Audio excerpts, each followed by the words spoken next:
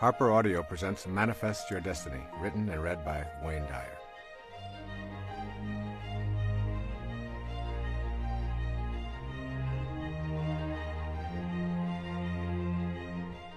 I would like to begin this program with two quotations from the New Testament, the book of John. I'd like you to keep them in mind as you listen to this entire program, because they really are reflective of all of the messages that are in these 9 principles. The first is from John 10, verse 34.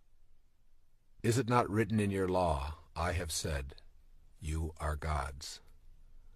And then from John 14, verse 20, on that day you will know that I am in my Father, and you in me, and I in you.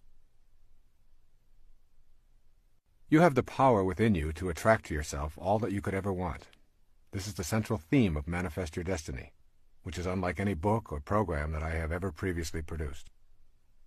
I have chosen to write and talk about manifesting because I have been drawn to it, rather than because it is the next logical step in the progression of books and programs that I have produced over the past 2 decades. As I began writing, I felt a kind of humility, along with a feeling of arrogance. These feelings created questions such as, who am I to write about this capacity to manifest? Isn't this territory reserved for divine beings? What gives me the authority to tell others about an ability that is unique to the gods? These questions swirled around inside of me, and I was motivated by more self-doubt than I like to acknowledge. And then I did what I have encouraged my readers to do in my most recent book, Your Sacred Self.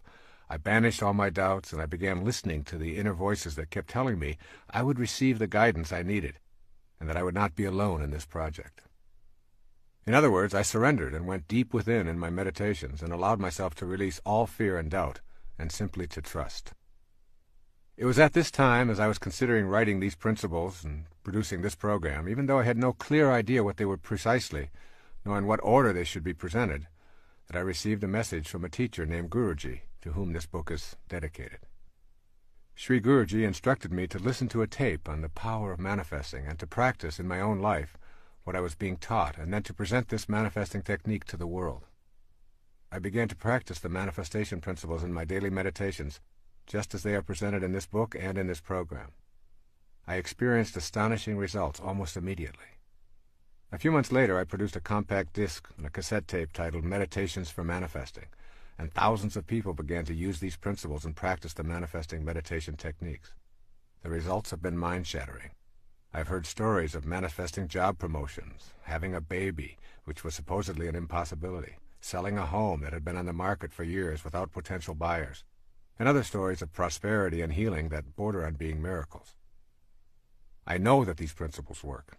Their miraculous power is not based on a belief, it is a knowing. I know that we have a divine power that has gone untapped primarily because of our conditioning.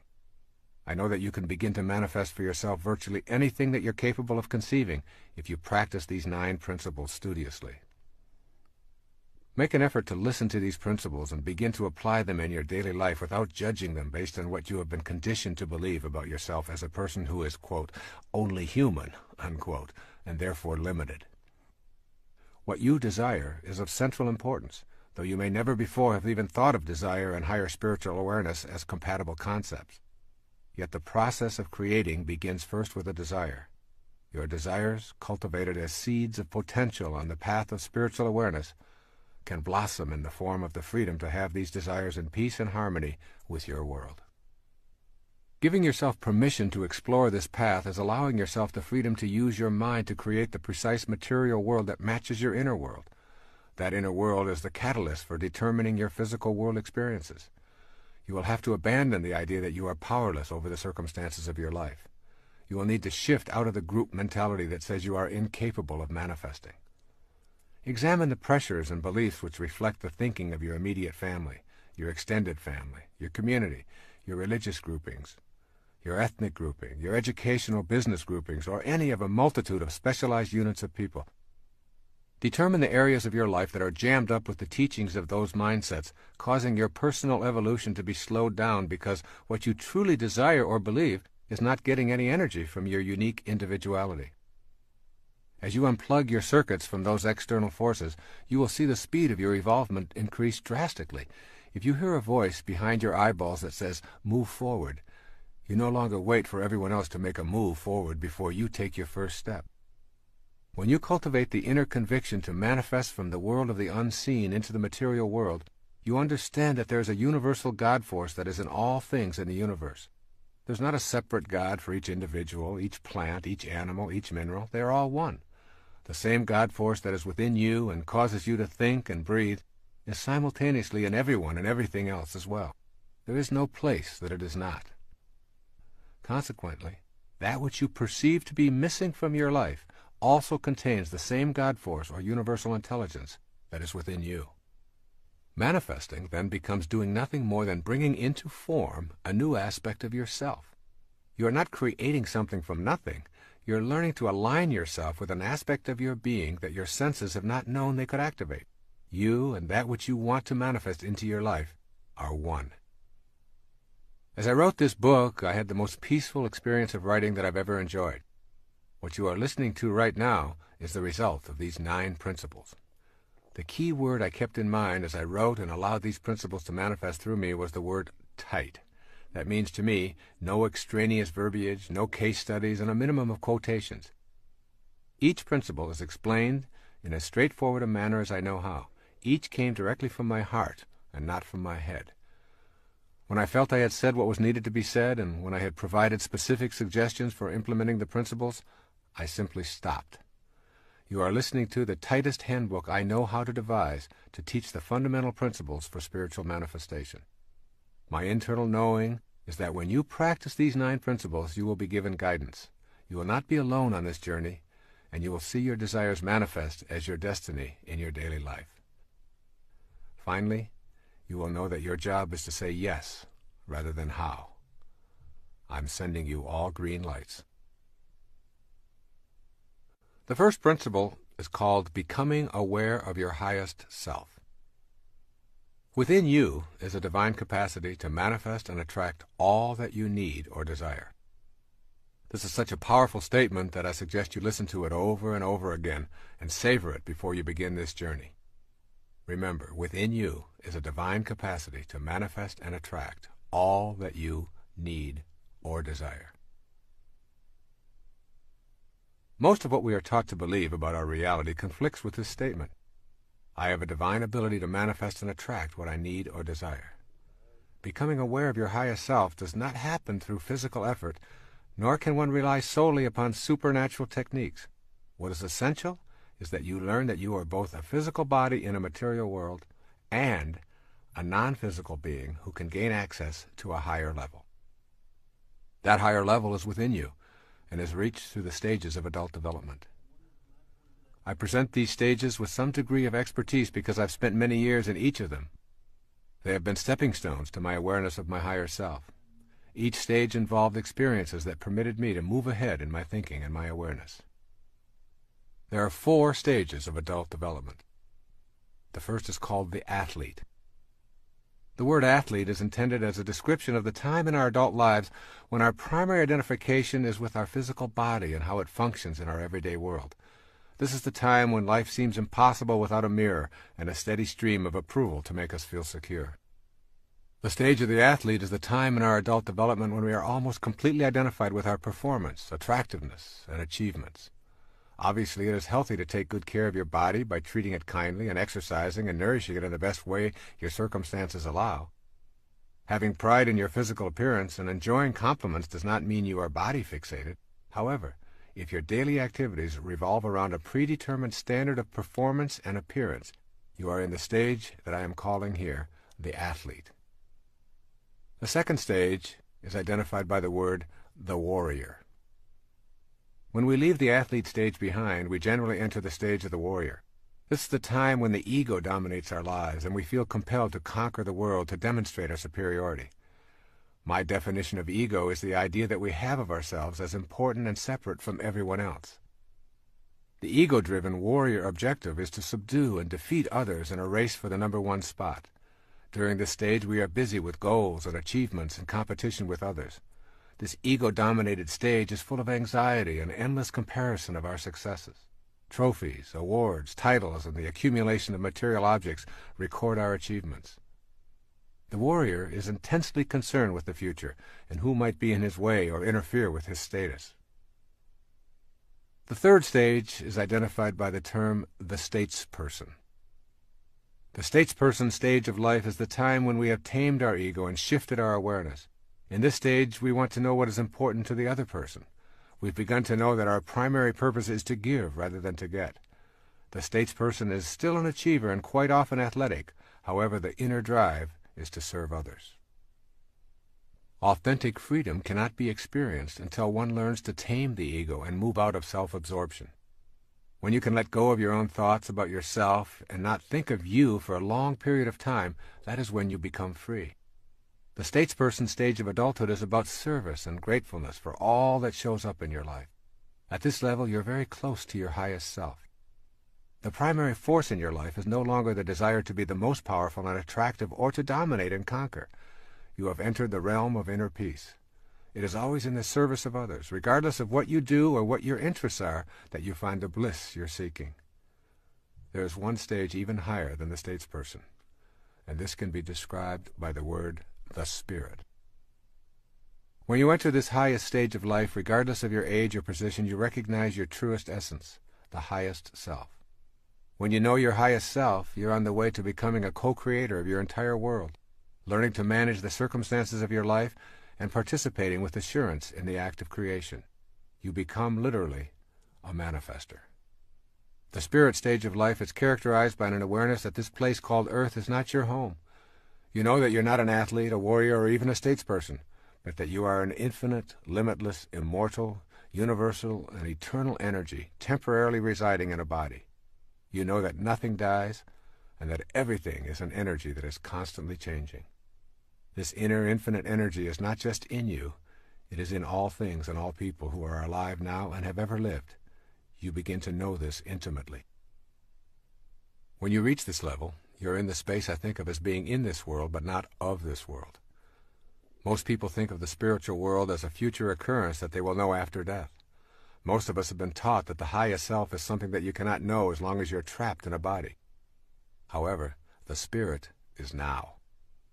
It is in you in this moment, and the energy is not something that you will ultimately come to know, but is what you are here and now. The unseen energy that was once in Shakespeare or Picasso or Galileo or any human form is also available to all of us.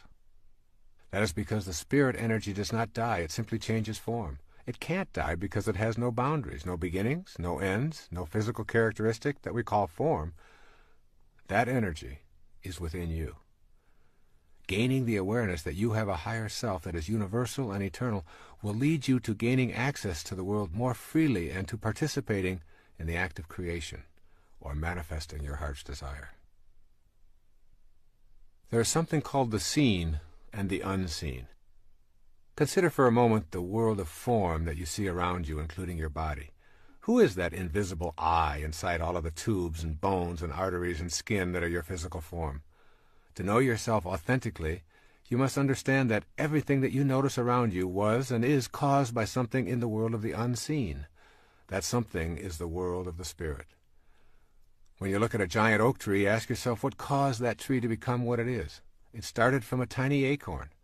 Your logical, rational mind says that there must be something resembling treeness within that acorn.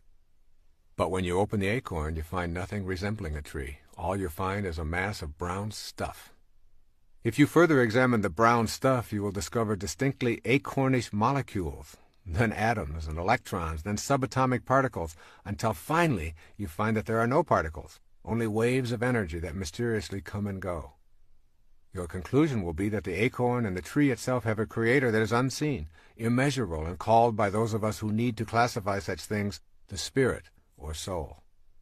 This unseen world that is the source of the world of the seen is also the cause of you. In the beginning is energy, energy that has no dimensions, energy that is not in the visible world. This is our original self. It is potentiality, not an object, a future pull, if you will. It is this world of the unseen that I would like you to consider as you listen to these words. Look around you now at the world of form. Then look within and realize that the world began in the unseen dimension. Then make the big leap to the awareness that you are both of these worlds simultaneously. You are not separate from the world of the unseen, any more than you could be separate from the world of the seen. You are a combination of both at all moments of your life. The problem that faces most of us in becoming manifestors and learning to manage the circumstances of our lives is that we have forfeited our ability to oscillate between the world of form and that unseen world. Have you been taught that the Creator is something outside yourself? If so, your inner world, the world of the unseen, is full of notions that prohibit you from participating in the creative process. When you overcome these notions, your unseen self will be your ticket to creation in your life. What you want to practice here really is transcending your conditioning. Whether you like it or not, all of us have been conditioned to think and act in ways that have become automatic. We need to figure out how to get past this conditioning if we want to gain access to our highest self. You can be sure the ego will not take well to this kind of an effort. Asking the ego to help diminish its own significance so that you might have access to your higher self is akin to attempting to stand on your own shoulders.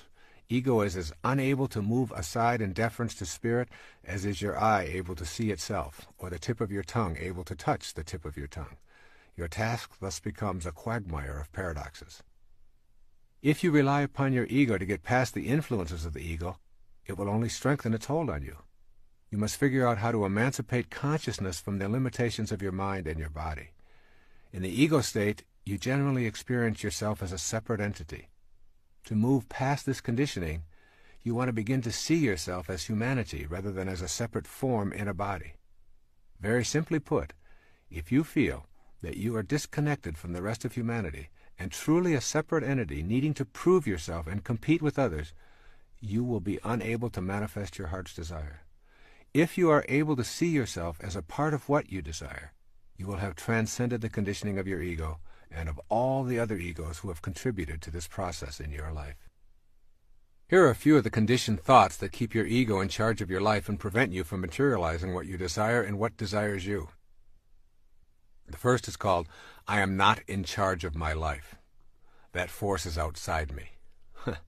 You can change this perception. Turn your attention away from the ego-dominated thoughts about the circumstances of your life to the present moment. By consciously noticing your breath, the sounds, textures, smells, and scenes that the life force is experiencing through you. A second conditioned thought says, people cannot manifest. It is all a function of the cosmic throw of the dice. It's all just luck. Well, blaming luck or some external invisible force that controls the universe is a habit of conditioning that leads to disempowerment and ultimately to defeat. You are the universe. It is not something outside you. You are that force which is in everything, even the things that have previously failed to show up in your life. Remember, as you think, so shall you be. If you think you can't, you're right, and that is precisely what you will see showing up in your life. A third conditioned response, or thought. I have tried before and it's never worked for me. Here the conditioned response is believing that once having tried and failed, further efforts will yield the same results. Let go of your obsession with the past and with trying, and instead remain relaxed and casual in the moment. Your past is an illusion. It is the trail that is left behind you, and a trail behind you cannot drive you today, regardless of what you choose to believe. All you have is now, and you have never tried anything. A fourth conditioned thought. Only highly evolved beings can manifest. Here again, this is the ego saying that you are separate and distinct from your spiritual teachers and others who live at the highest levels. Relinquish those thoughts and replace them with seeing yourself as connected to everyone by that unseen life force that is your divine essence. The first spiritual principle directs you to overcome your conditioning. It requires you to adopt a new attitude about yourself, and then to put this attitude into daily practice. I am encouraging you to know the highest self rather than read about it, to know it in the deepest reaches of your being, and then to never doubt it again. I encourage you to follow these suggestions for developing the first principle as a permanent part of your total awareness. The first suggestion. Think of this definition of enlightenment: to be immersed in and surrounded by peace. Your highest self only wants you to be at peace. It does not judge, it doesn't compare or demand that you defeat anyone or be better than anyone. You know your highest self by listening to the voice that only wants you to be at peace. That's what enlightenment is. A second suggestion: go beyond the restrictions of the physical plane. The purpose of the highest self is to assist you in this effort. You do this by creating an inner sanctuary that is yours and yours alone. Go to this silent inner retreat as often as you can and let go of all attachments to the external world of the ego. As you go to this sanctuary, a light will be born within you that you will come to know and respect. This light is your connection to the energy of manifestation. Here's a third suggestion: refuse to defend yourself to anyone or anything on the earth plane. This is the challenge of the highest self. Use your inner light for your alignment and allow those who disagree with that perspective to have their own points of view. You are at peace. You never explain, and you refuse to flaunt your energy. You know, and that is enough for you. And here's a fourth and final suggestion: surrender and trust in the wisdom that created you. This trust is your corner of freedom, and it will always be yours. Your highest self is not just an idea that sounds lofty and spiritual. It is a way of being. It is the very first principle that you must come to understand and embrace as you move toward attracting to you that which you want and need for this parenthesis in eternity that you know as your life. The second principle is called trusting yourself, is trusting the wisdom that created you. Learning to trust may be difficult in the beginning. It will be an exercise in futility if you rely upon your mind to create trust. The mind attempts to come up with intellectual answers by using proofs, logic, and theoretical reasoning. In contrast, the method of the heart, focused on spiritual understanding, is an intuitive recognition of the value of love. The heart trusts the inner wisdom that it feels and spontaneously knows, whereas the mind demands scientific evidence before it will trust. When the mind seeks corroboration through specific proofs as an aid to spiritual understanding, it is encroaching into an area far more suited to the heart. For this reason, it is necessary to trust what the heart knows. Without total trust, it is impossible to know the miracles of the higher self and become a manifester. This means cultivating a harmony between mind and heart, and for most of us this means terminating the intellect's domination. It is with this surrendering process that trust begins to flourish, replacing doubt. Here are two theories describing our place in nature. I think you will agree that the first theory illuminates why mistrust of ourselves and our divine abilities is so deeply rooted. The first theory is called nature as a mechanism. In this mechanistic view of nature, everything is an artifact made by a boss who has many different names. In the Western view, the boss is called God. This God is often depicted as a white-bearded male who roams around the sky creating the natural world. The world is a construct and God the constructor. This biblical God is paternal, authoritarian, beneficent, and, in many ways, tyrannical. He keeps track of all things and knows precisely what everyone does and when his laws are being broken. One of the operatives of this theory of nature is the idea of punishment for one's sins. This God-Father or Godfather holds us accountable for transgressions. All subjects are considered born with the stain of sin as a part of their nature and are therefore untrustworthy. This makes many people feel estranged. Once convinced that you are untrustworthy and basically a sinner, you're quite lost. You cannot even maintain trust in God because of the basic mistrust of yourself, and not trusting in that God may be breaking one of his own laws. It's a no-win situation. This theory of nature is absolutely incompatible with the second principle of manifesting. You cannot tune into the power and energy of the universe to create and attract an abundant life if that energy and power is outside of yourself. There's a second theory of nature that I call nature as spontaneous and non-judging. In this spontaneous view, God is universal intelligence flowing through everything.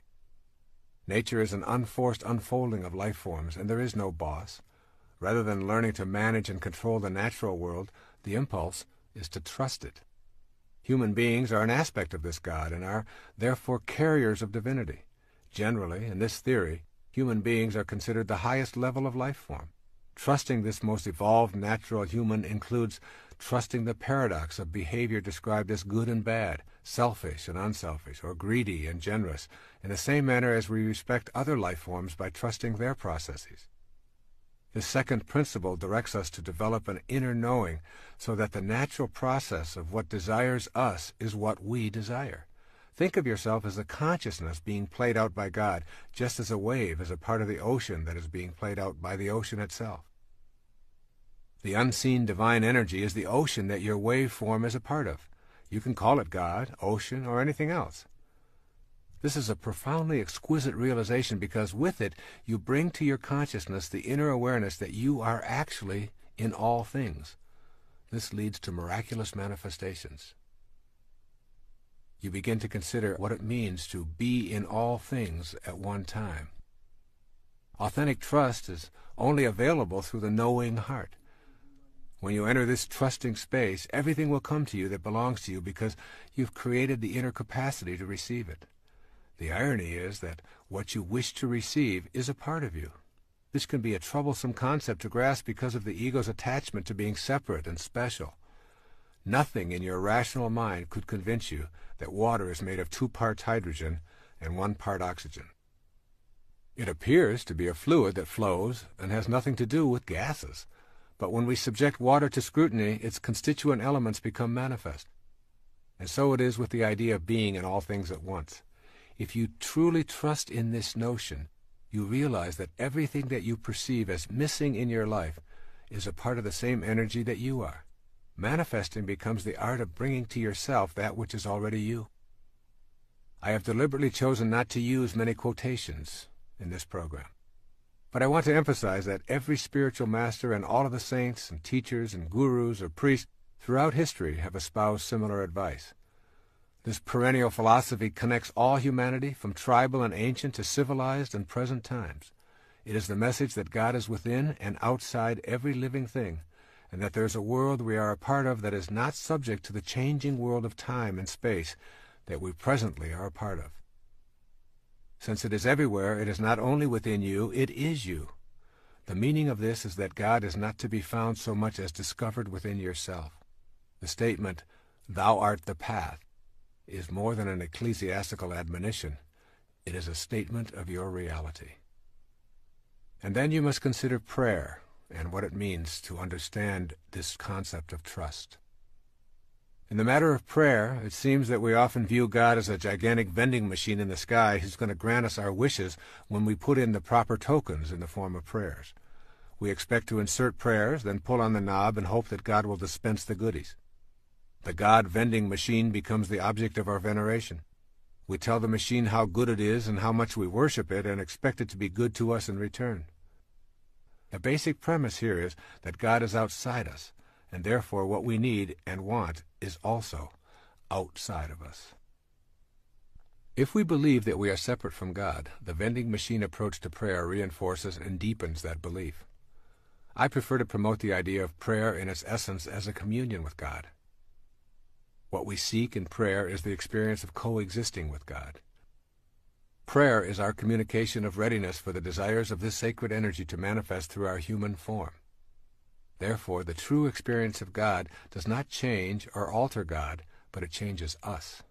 It heals our sense of separation. If we are not changed by prayer, we have denied ourselves the opportunity to know the wisdom that created us.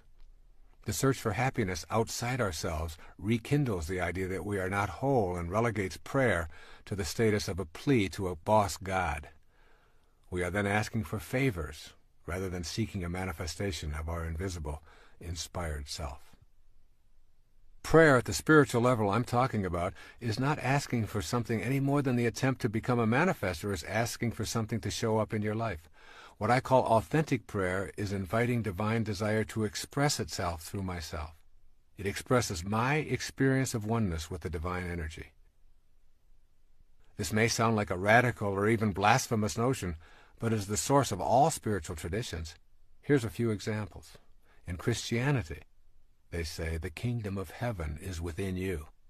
In Islam, they say those who know themselves know their God. In Buddhism, they say, look within, you are the Buddha.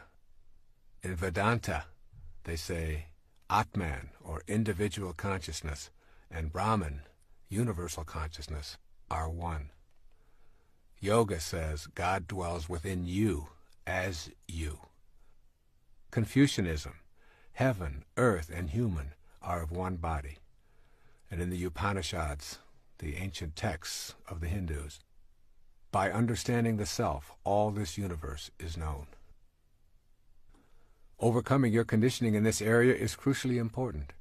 Replace thoughts about your experiences with the experience of prayer. For instance, praying in this sense can be a sentence such as, "Sacredness, guide me now," or "Sacred love, flow through me now," silently reciting instead of thinking thoughts.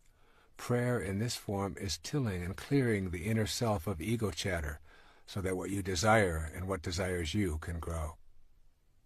My own personal practice of prayer is participating in a communion with God, wherein I see God within me and ask for the strength and the inner awareness to handle whatever confronts me. I keep reminding myself that heaven on earth is a choice I must make, not a place I must find. Trust, then, is the cornerstone of my praying, and with it comes the peace that is the essence of manifesting. And this idea of peace really becomes the result of this trust.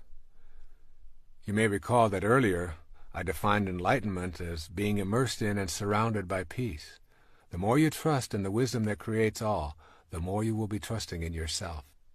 The result of trusting is that an enormous sense of peace becomes available to you. As this awareness grows, you will discover that you are a more peaceful person, and consequently, that enlightenment becomes the way of your life.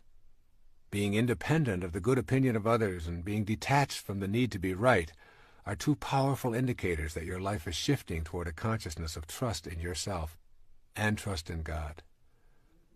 Yet there are many people in our lives who disturb our state of peacefulness. The people whom we agree with and share similar interests with us are easy to accept and actually teach us very little. But those who can push our buttons and send us into a rage at the slightest provocation are our real teachers, disguised as manipulative, inconsiderate, frustrating, non-understanding beings. The peace that is enlightenment means that you are not only at peace with those who share your interests and agree with you, and with strangers who come and go, but also with those master teachers who remind you that you still have some work to do on yourself. Peace occurs when your highest self is dominant in your life. When you begin to feel peace as the result of trust, you are enjoying a healthy soul.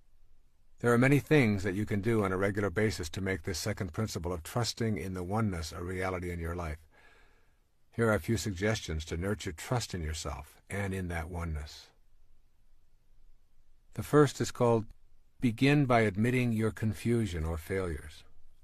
When you're honest with yourself about every aspect of your life, you discontinue identifying with separateness.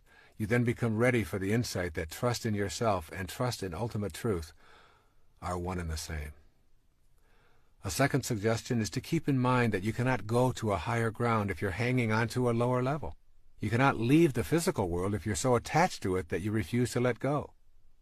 The concept of trust involves surrendering to and trusting the God force. The third suggestion is to acquire a rebellious attitude toward the philosophy that preaches a style of God as boss, who is authoritarian and a benevolent tyrant. Rejection of this model does not mean that you are an atheist, but rather a believer in the true meaning of divinity. A fourth suggestion is to remember that trusting does not mean you never experience life's valleys. There will be peaks and valleys as long as you live in this physical plane. Do not abandon trust when your ego thinks things should be different than they are. It is better to embrace trust when darkness is present, knowing that light will follow. Begin to look for the lesson in the darkness, rather than cursing it. And a fifth suggestion is to take your serious problems and turn them over to God. Say something like the following: I've not been able to resolve these issues in my life. I would like to show my trust in the divine force by simply turning them over to your divine hands, which I know are also mine, and I trust that this action will lead to a resolution of these problems. A sixth suggestion is to remember that the presence of complete trust is evident in your life when what you think and feel and do are all balanced and in harmony.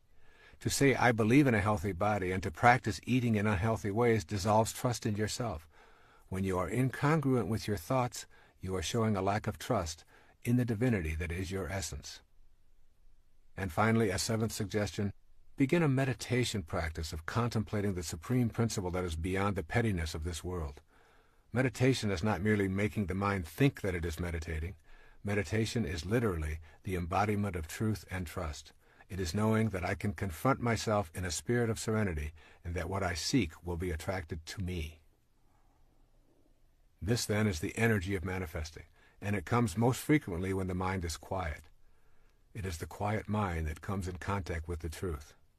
This process of closing my eyes and becoming serene gives me the ability to tap into that source of inspiration.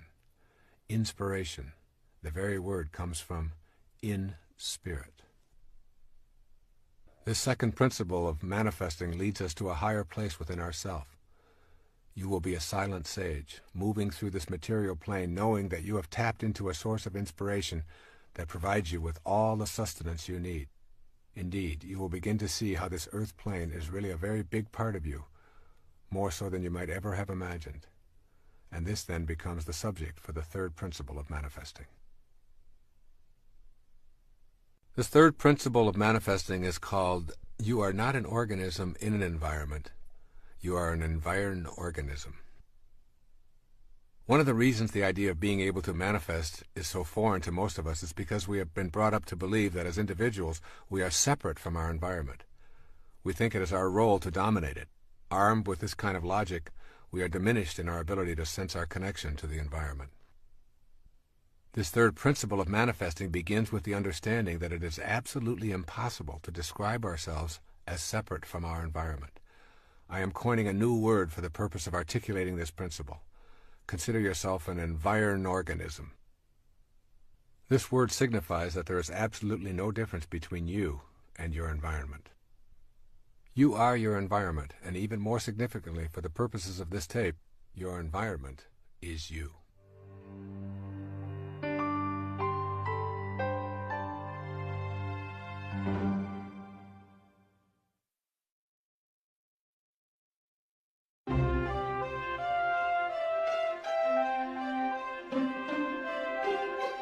Think about your own nature as an environed organism. Try thinking of the external world, your environment, as your extended body. That is, you are not separate from the external world. In this concept, it is impossible to describe yourself without including your surroundings. In fact, it is not even possible to see or hear yourself as a separate entity apart from your environment. For example, describe yourself walking, just you walking. There cannot be walking without also describing what it is you are walking upon. Without the floor or the ground, there would only be your legs moving back and forth, and of course that's not walking. Your experience of walking also includes the air you are breathing, the gravity that keeps you from floating off into space, the pebbles or carpet or sand or cement that you walk upon. And I invite you to shift your awareness away from yourself as an organism in the environment to yourself as an extension of your environment and always inseparable from it. This means that you have to think of yourself as an individual and as an environment simultaneously. Have you ever seen a person with a front but without a back? Have you ever seen a person with an outside but without an inside? Well, these rhetorical questions are meant to stimulate you to consider how you can be differentiated and undifferentiated at the same time, and why this is important in learning to manifest your life as you choose. The nature of the physical world is essentially that of waves. Each wave of energy that makes up a physical mass has a crest or a peak and a nadir or a valley. These tops and bottoms of the waves are always easy to identify as separate, yet they are always together. You can never ever get a bucket full of peaks and observe them independent of their corresponding valleys. This is the fundamental feature of nature. Your front always has a back, your inside always has an outside. And now you must extend this understanding outward as well. You are distinct, just like the tops of the waves that make up your natural physical self, but you are irrevocably connected to the outer world, just as that bottom of the wave always has a top. When you begin to see this simple truth, mystical experiences of manifesting also open up to you as a genuine possibility. You see, you're either pushing nature around, or you're seeing it as yourself, one or the other. When we think of ourselves as distinct from our environment, we take on a posture of exercising control over it. We destroy forests and swamps and mountains and rivers and wildlife or anything else that obstructs profit and convenience, or for something we call advancing civilization. We defend these activities without understanding that we are also destroying ourselves. As we have seen, we cannot be described independent of our environment any more than our outside can be described without our inside. When we can respect that which appears to be external to us, we will build to live in harmony with, rather than in control over, our environment. In our personal lives, recognizing nature as ourselves opens up an entirely new world of manifestation. Your new faith will no longer permit you to see anything as separate. The separateness will always be there, just as the peak of the wave is separate from the trough. But they remain inseparable, even while separate. You will have fused the dichotomy that prevents you from putting this connective energy to work. You will begin to view yourself as an organic part of this world, rather than as a separate entity in this world. And then you'll see yourself as an organic part of this world. There's a popular belief that we come into this world. Thus, we are continuously embracing the idea that who we are and where we come from are two different worlds. The essence of the third spiritual principle for manifesting your destiny is that there is no separation, and rather than coming into this world as a construction project, you actually grow out of it. You are a result of what the universe is doing on a conscious level, just as a wave is what the ocean is doing, and a plum is what the plum tree is doing. The intelligence that is you, unseen as it may be, is you in every stage of your creation and life experience, and it is also the same in every other person, as well as in all things in our physical world. Notice that everyone breathes the same air, walks on the same ground, and thinks as an organism just like you. You are indeed connected to all of these beings. It is not an accident that someone living in a distant country with different outward physical characteristics and a separate language could die and donate their liver or kidney or cornea to you, and it would accommodate the life force flowing in you. A profoundly important Native American saying is, "No tree has branches so foolish as to fight among themselves." Imagine the result of such behavior by the tree.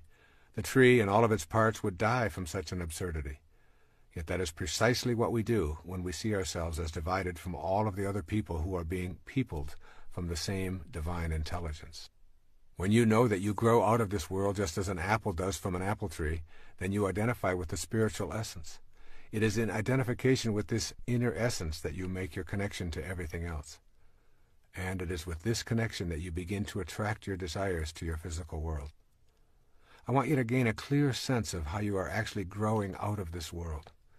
You are not a momentary flash of embodied consciousness between two eternal blacknesses. You are an essence that is eternally growing in this world, a world in which the spirit and the manifestation of that spirit appear to be different to the senses, and indeed they are, but they are also connected. This awareness is crucial as you proceed along the manifesting path. That power is in you, but it's not yours alone. The power and the magic of this world cannot be reserved for the exclusive use of anyone, including you. It is available at all times. However, it does not belong to anyone. What you are doing as an environed organism is making contact with an energy that is beyond the dualism of the earth plane, and yet is connected to it at the same time, separate but distinct. You are a holistic being with both non-dualistic energy and the energy of the physical plane at your disposal. As a holistic being, you shatter the illusion of your separateness and reveal your connection to everything. This empowers you in a way that the ego-driven self could never contemplate. One of the ways to understand this is to see yourself as a hologram. A hologram is a three-dimensional photographic image obtained with laser beams. The unique thing about a hologram is that one small segment contains the entire picture. When one tiny piece of the hologram is broken off and projected, it shows an image of the entire object. The hologram is a perfect representation for you as an environed organism. Your environment includes everyone alive and dead, and you can draw their energy to you because, from a hologrammatic viewpoint, they are you. You are one little physical image that reflects all of humanity when projected spiritually upon the cosmic screen. Each and every one of us is the whole of humanity. You cannot escape this conclusion. Human beings are the same everywhere. We share the emotions of fear, love, hate, and jealousy. We also share our life-giving blood, intermingling it for the survival of those who need it, and we have the same internal organs and thoughts. When you perceive yourself in the hologram that is humanity, you connect on an energy level to everyone else in your environment. An environed organism most truly is a reflection of it all, and this energy that you share is shared by all. This awareness gives you the option to tap into this universal energy anywhere, at any time, by metaphorically projecting yourself to reflect the whole. When you can do this without doubt or reservation, you can literally see how your inner thoughts and desires are not only within you, but are within the whole of humanity, which is abundantly boundless. As an environed organism, you are a single individual who is only a part of the picture at the same time that you contain the whole panorama. Moreover, the content of your consciousness is also hologrammatic in nature. Consciousness is the mental condition of being aware. The power of your thoughts in this hologrammatic view can be projected in such a way as to connect to all of humanity. Your thoughts are literally connected to the thoughts of everyone else, as are your emotions, your desires, your total inner world. You can learn to use this connection to nurture your own divinity, and therefore, by definition, the divinity of all of humanity. The nature of a hologram and the nature of you as an environed organism are one and the same. The Bhagavad Gita, the holy book of the Hindus, summarizes the point of view as profoundly as I've ever heard. Listen to these words. He who sees that the Lord of all is ever the same in all that is, immortal in the field of mortality, he sees the truth. And when a man sees that the God in himself is the same God in all that is, he hurts not himself by hurting others.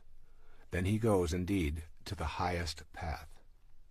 The key phrase in this profound passage is, in all that is. This includes you and me and everything that is. It is you. You are not separate from it. Here are a few suggestions for beginning to implement this principle, this third principle of manifesting, which says that you are not separate from your environment. First, make a conscious effort to check yourself when you begin to think in ways that reflect separateness. Imagine yourself as a part of all that you see, and make an internal attempt to project the energy of your thoughts into all that is alive on the planet. This inner practice will help you to embrace the concept of you as an environed organism rather than an organism in an environment. Secondly, contemplate the energy that is your life force. Forget about your body and your thoughts and focus attention on your energy, which is also known as chi or prana. See if you can sense it objectively, and also try to do the same thing with the energy of someone close to you. Watch that person and forget about their body. Center your attention on the idea that you share the same energy, and so you are the same person at that energy level. Thirdly, trust in the wisdom of your feelings. If you feel it, it is true for you. When you trust your feelings, you trust the energy that is the life force of the universe. And fourth, practice being gentle, respectful, and loving toward the life force in all things. In other words, behave as if the God in all life really mattered. The energy of love is sent out into the universe and connects with the same loving essence that is in all things. Fifth, determine that you will spend some time each day alone and in silence meditating on this principle. Repeat the principle over and over as a silent mantra. I am not an organism in an environment. I am an environed organism. By repeating these words to yourself, you will eventually begin to project this reality outward. And sixth, make the spaces of your life as sacred as possible. In your living space, bless all that surrounds you, and fill your space with the life that plants, flowers, and animals bring. Spend time contemplating your living space as a holy place. The more you bring your environment alive with sacred thoughts and feelings, the more you will feel spiritually connected. The Sufi poet Rumi, almost a millennium ago, wrote a poem that reflects this consciousness. I'd like to share it here with you. It's called The Seed Market. He says, "Can you find another market like this, where with one rose you can buy hundreds of rose gardens? Where for one seed you get a whole wilderness? For one weak breath, the divine wind? You've been fearful of being absorbed in the ground or drawn up by the air. Now your water bead lets go and drops into the ocean where it came from. It no longer has the form it had, but it's still water. The essence is the same. This giving up is not a repenting, it's a deep honoring of yourself. When the ocean comes to you as a lover, marry at once, quickly for God's sake. Don't postpone it. Existence has no better gift. No amount of searching will find this. A perfect falcon, for no reason, has landed on your shoulder and become yours. A seventh suggestion is to become aware of how your judgments prevent you from connecting to whatever you are judging. A judgment is a definition of yourself as separate from that which you are judging. Remember that it is possible to look out on the world and not condemn it, to have absolutely no judgment or interpretation of it, but to just allow it to be. And an eighth suggestion: have fun with the idea of yourself as a hologram. If you remember that you are a tiny piece of humanity reflected in your own little image and personality, then you have a green light to reflect the humanity that you would like in your world. You are one tiny bit of a 6 billion or so piece hologram, and you reflect all of those 6 billion pieces at every given moment of your life. This is the third principle of spiritual manifestation. We are all simultaneously our own beings and all that is outside us as well. We cannot ever separate ourselves from our environment while we are in a physical body. Knowing this puts us in touch with the energy of attraction that is the subject matter of the fourth principle.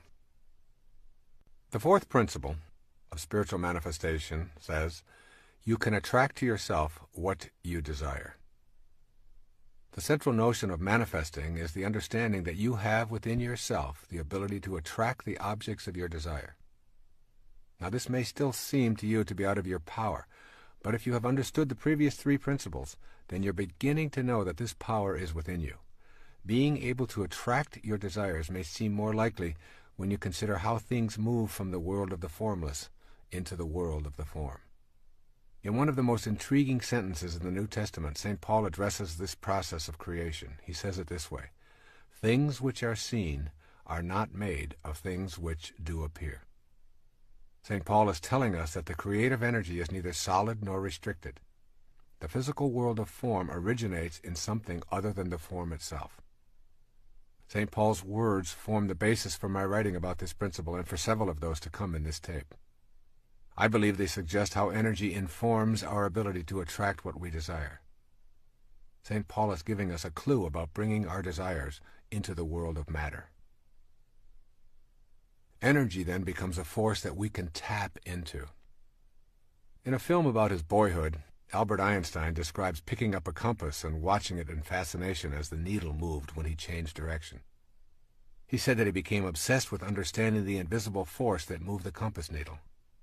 Where was the force located? Who controlled it? Why did it always work? Like magnetism, there is a force that has many characteristics that are quite impossible to detect with our physical senses. We call this force energy. Energy is in all things in our universe and has an impact upon objects around it with something that we describe as the power of attraction.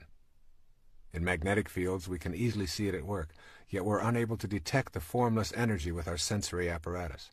The force is there, attracting and repelling, and it is everywhere on our planet. If it is everywhere, then it is also within us. It seems unlikely that our senses will inform us any better than they help us comprehend how a magnetic pole works. We can see the results, but the force itself is always elusive and in motion. The essence of this fourth principle of manifesting is that we can utilize this energy because we are this energy. We can use this universal energy to bring to us objects of our desire because the same energy that is in what we desire is also in us, and vice versa. It is simply a matter of alignment and will that allows us to tap into this force. Bringing things into the physical world is a process that we call creation. What we create involves the use of the same power that is in all that is created. It is only a matter of degree. There's absolutely no difference in the power that brings something from the world of waves into the world of particles and the power that brings your thoughts or mental pictures into form. I encourage you to listen to this again and again and commit it to memory. The world of spirit from which all matter derives and the world of matter comprise one harmonious whole. They are separate but always together, just like the peak of the wave and its base, separate but forming an inseparable whole. Think of manifesting as nothing more than transforming waves of possibility into particles of reality. The transforming process requires energy. This energy is invisible, but is always in everything, including us. Your mental pictures are related to this power of attraction. There is a power within you that allows you to form a thought or a picture. This mental picturing power is the energy of attraction that is in all creative processes. It is different in degree, but nevertheless identical with the power of attraction. This power is the very substance of life. You can't see, touch, or hear this power, but it is within you. In using this power, you are not in any way attempting to change or interfere with the laws of nature. You are fulfilling the laws. This undifferentiated power is the basis for the mysterious attraction that draws your desires to you. Think of yourself as a way that God has of particularizing. Then see your ability to formulate mental pictures as the divine creative power energizing through you. Can you see that the same creative energy that particularizes as yourself is what you use to manifest your desires? This power thrives on happiness, love, joy, contentment, and peace. The more blissful and loving you are, the more the divine spirit particularizes within you and the more godlike you become. It is through your thoughts, or how you use your power to create a thought, that all creative energy is attracted to you. If your mental pictures are of being surrounded by things and conditions that you desire, and they are rooted in joy and faith, your creative thoughts will attract these surroundings and conditions into your life. The power to even have a thought is a divine power. With this recognition of its sacredness, you form a vision or a mental picture. Finally, you hold it lovingly in place with the inner knowledge that the God force that brought everything in the universe into existence also created you. The form that this energy will take will be controlled and directed by your will or your mental picturing. It is waiting to take any direction you decide. There is a practice of mental picturing that you can master. The most important thing to remember as you practice mental picturing for the purposes of manifesting your desires is that humans never create anything. Our function is not to create, but to attract, combine, and distribute what already exists. Creations are really new combinations of already existing materials. There is one indispensable condition for the manifestation of your mental picture into the visible and concrete world: the necessity of picturing the fulfillment of your desire as if it is already accomplished on the spiritual plane. That's right. You must know within yourself that on the invisible level of your being, what you desire is already in place. You impress upon the universal mind the object of your desire, and you calmly and knowingly proceed to act upon that picture, allowing the greater intelligence, and your own, which is a part of that greater intelligence, to work through you to produce the results. You abandon all fear and return to the affairs of your life, assured that the necessary conditions will soon come into view or are already there. The key is to repeat the mental pictures until the truth of what you are affirming resonates within you without an ounce of doubt. And there will be times when it appears that it isn't working. If your picture doesn't manifest in the time span that you've designated, relax and retreat to your knowing that it is already in place in the spiritual realm. Time is simply not a recognizing feature of the all-creating wisdom. However, you will find it impossible to manifest if you are visualizing without an authentic will that is sufficiently steady to overcome any contrary idea or lack of faith in your own divine connection to God. And here we must talk about the value of secrecy. When we speak to others about our efforts to manifest, our power is weakened. In general, when we describe these activities, it is because the ego has entered the picture. This kind of approach considerably dissipates our power of attraction.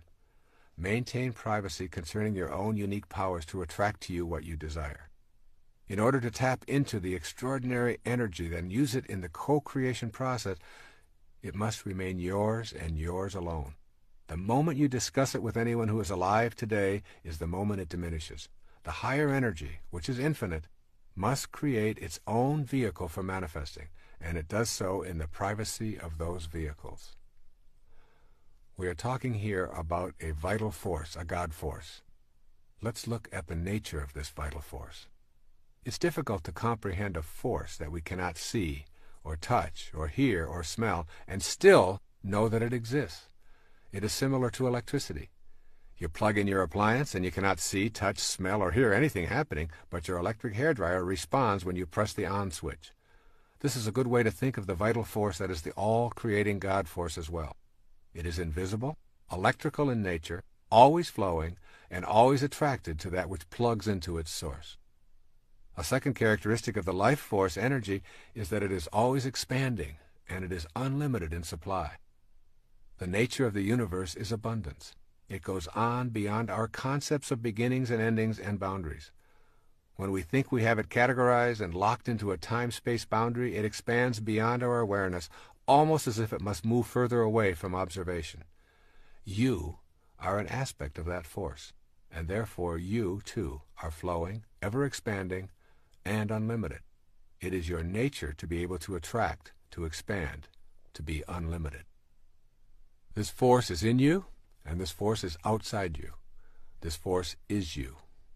By knowing the nature of this force and seeing yourself as a divine expression of it, and by going within to the power that permits you to picture a desire, and then tapping that power with a private, loving, cheerful knowing, you are on your way to using this vital force in ways that were unavailable to you with your conditioned view of yourself.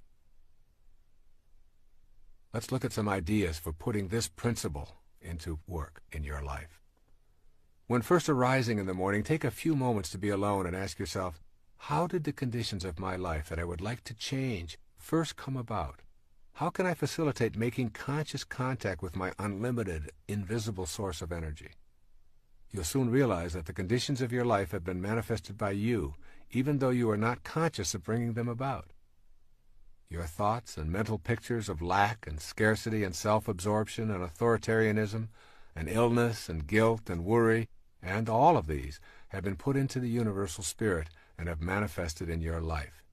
You can hasten your conscious contact by radiating a totally new kind of mental picture while applying this fourth principle. And then secondly, explore the possibility that the reason you believe that life is limiting is because you have assumed limitation to be in your life.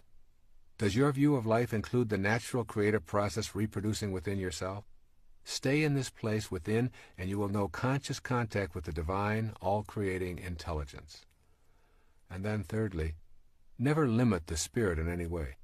If you experience any kind of friction, know that it is an error in your thinking and picturing. Just continue to tell spirit what you want without telling it how you want it to happen. Then retreat in faith and trust. Fourthly, keep your mental picturing to yourself.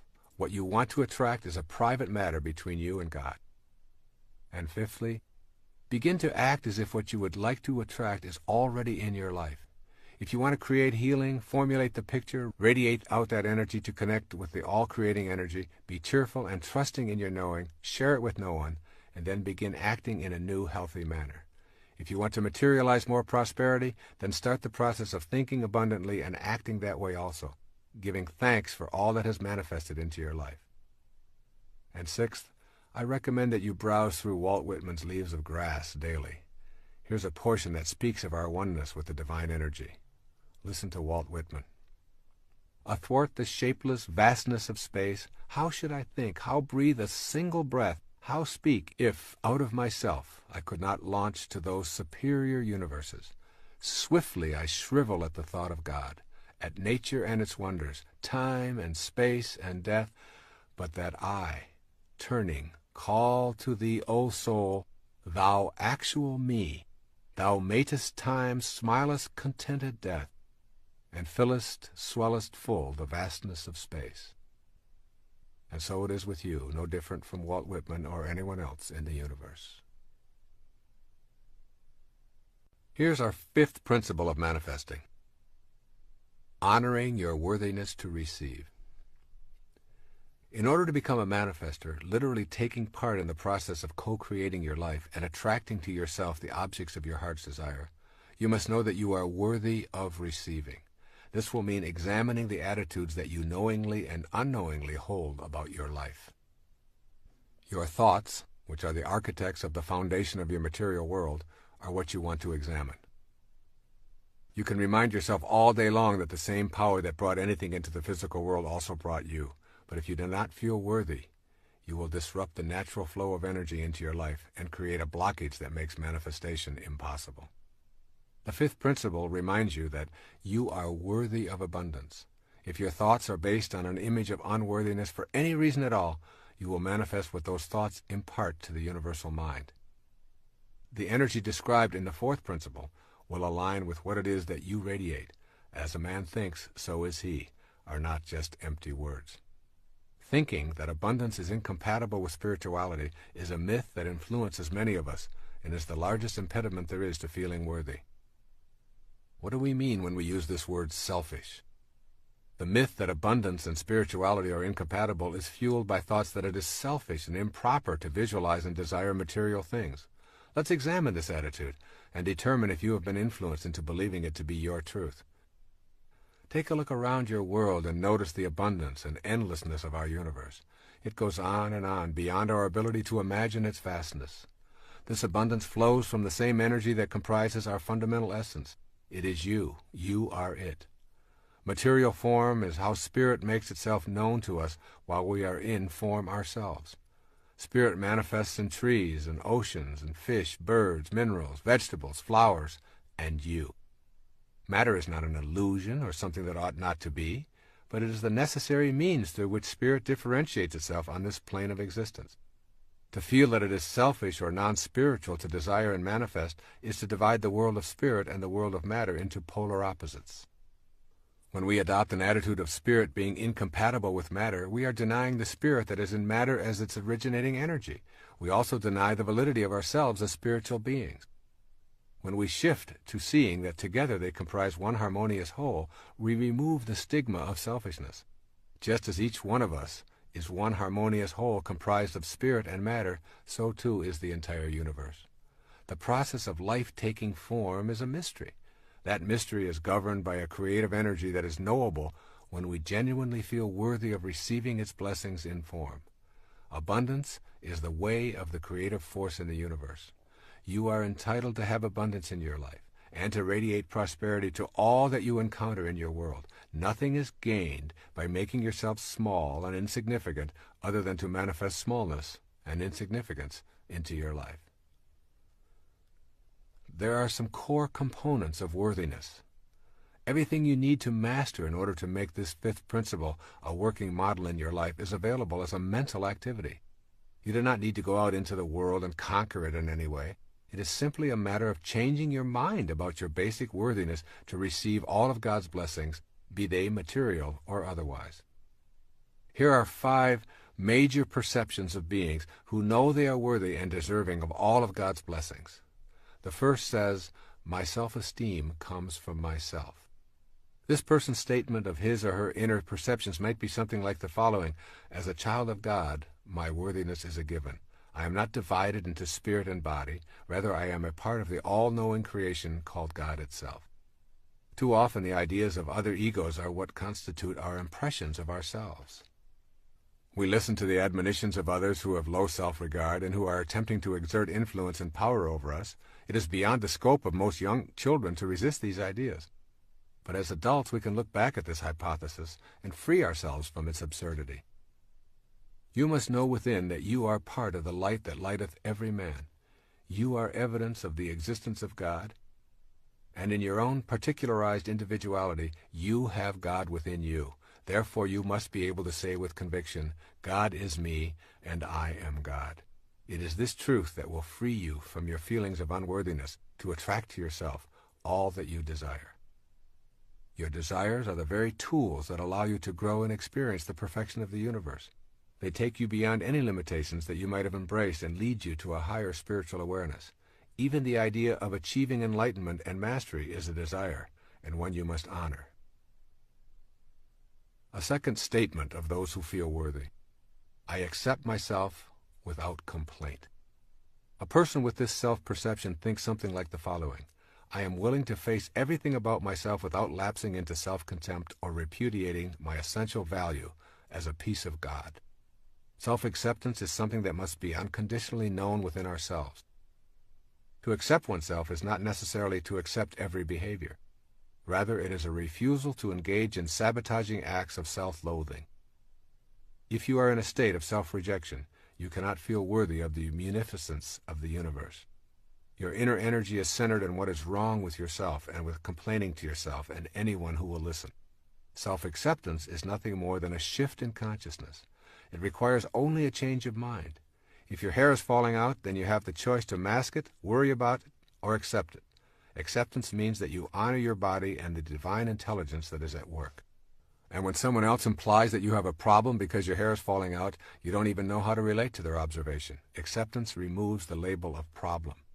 This is not a faked attitude. It is merely removing the ego from your inner assessments, which are centered on the approval of others. With self-acceptance, you are able to honestly say, I am what I am, and I accept it.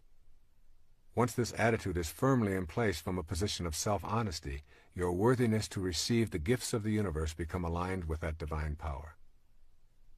A third attitude of self-acceptance. I take full responsibility for my life and what it is and is not. To be willing to accept total responsibility for yourself puts you in a position of being worthy of receiving and attracting the objects of your desire. If someone else is responsible for your perceived shortcomings, and you are blaming them for these troubles, then you are also saying that in order to manifest your heart's desire, you need to have the permission of those others. This act of abdicating responsibility destroys your ability to empower yourself to higher levels of awareness. I come from the position that there are absolutely no accidents, and that everything that occurs in my life has a lesson attached to it, and that I brought it into my life. Thus, if I'm having a negative thought and at the same moment I bump my head on a cupboard door, I say, what was I thinking at that moment? And I take full responsibility for correcting those negative thoughts and for the bump that reminded me to correct that kind of thinking. This little game serves me in the sense of taking full responsibility for my life and eradicating the inclination to blame other people or circumstances.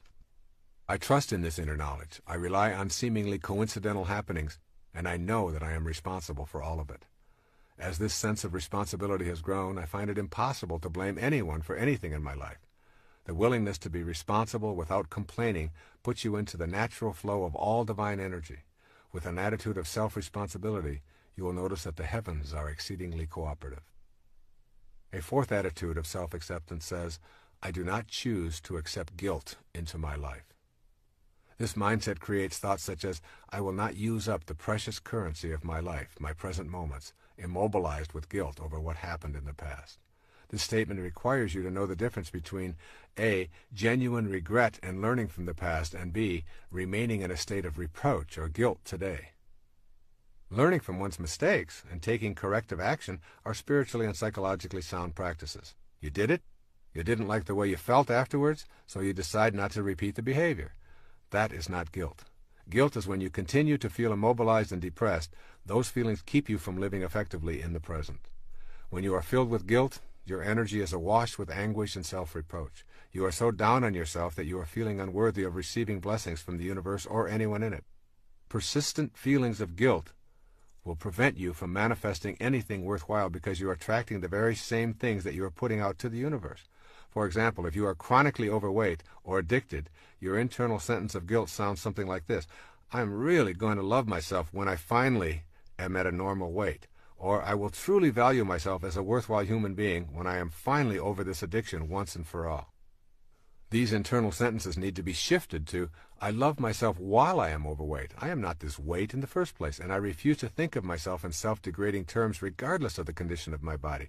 I am love, and I extend this love to all of me. This same kind of inner programming must take place for addictions or anything else that you feel guilty about. By removing the inclination to wallow in self-reproach, we remove the idea that by suffering in the present moment, we will redeem ourselves and can pay for our sins with guilt. Life doesn't work this way. The solution is in loving yourself and in trusting in God that your shortcomings are nothing more than lessons leading you to a new spiritual level. And finally, a fifth assessment of those who have self-acceptance. I understand the importance of having harmony between my thoughts, my feelings, and my behavior. To the extent that you remain incongruent in any of these three areas of thinking, feeling, or behaving, you will impede the process of heightened awareness and the ability to manifest your heart's desire. This is the last of the 5 points that contribute to your feelings of worthiness about receiving God's munificence into your life. It is also the most significant because it defines your level of integrity. To have thoughts about how you would like to conduct your life, to posit these thoughts as your essential way of being, and then to feel guilty, fearful, anxious, or anything else as a result of not living up to these inner positions, results in addictive, manipulative, and self-defeating behavior. To be congruent, you must be honest about your own thoughts. If you are honest with yourself, you will find that your emotional reactions will be consistent with your inner world. You will feel peaceful and content, and this will be apparent in your behavior. This is true for virtually everything about your life. Your thoughts about health, relationships, prosperity, God, work, recreation, whatever. If these thoughts are rooted in love, and you honestly know that you are here to express love, kindness, and forgiveness toward yourself, toward your work and co-workers, toward the money you receive, toward your spiritual beliefs, then you will be in harmony, and you will welcome the blessings that result from your personal conduct in these matters. However, if you embrace these thoughts yet fail to act on them in the daily working of your life, you will feel incongruent, and consequently, you will not feel that you are deserving of desires being fulfilled, being eaten up inside in your own private corner of awareness that is not available to anyone else other than God. You will behave in self-defeating ways that verify your lack of inner congruity.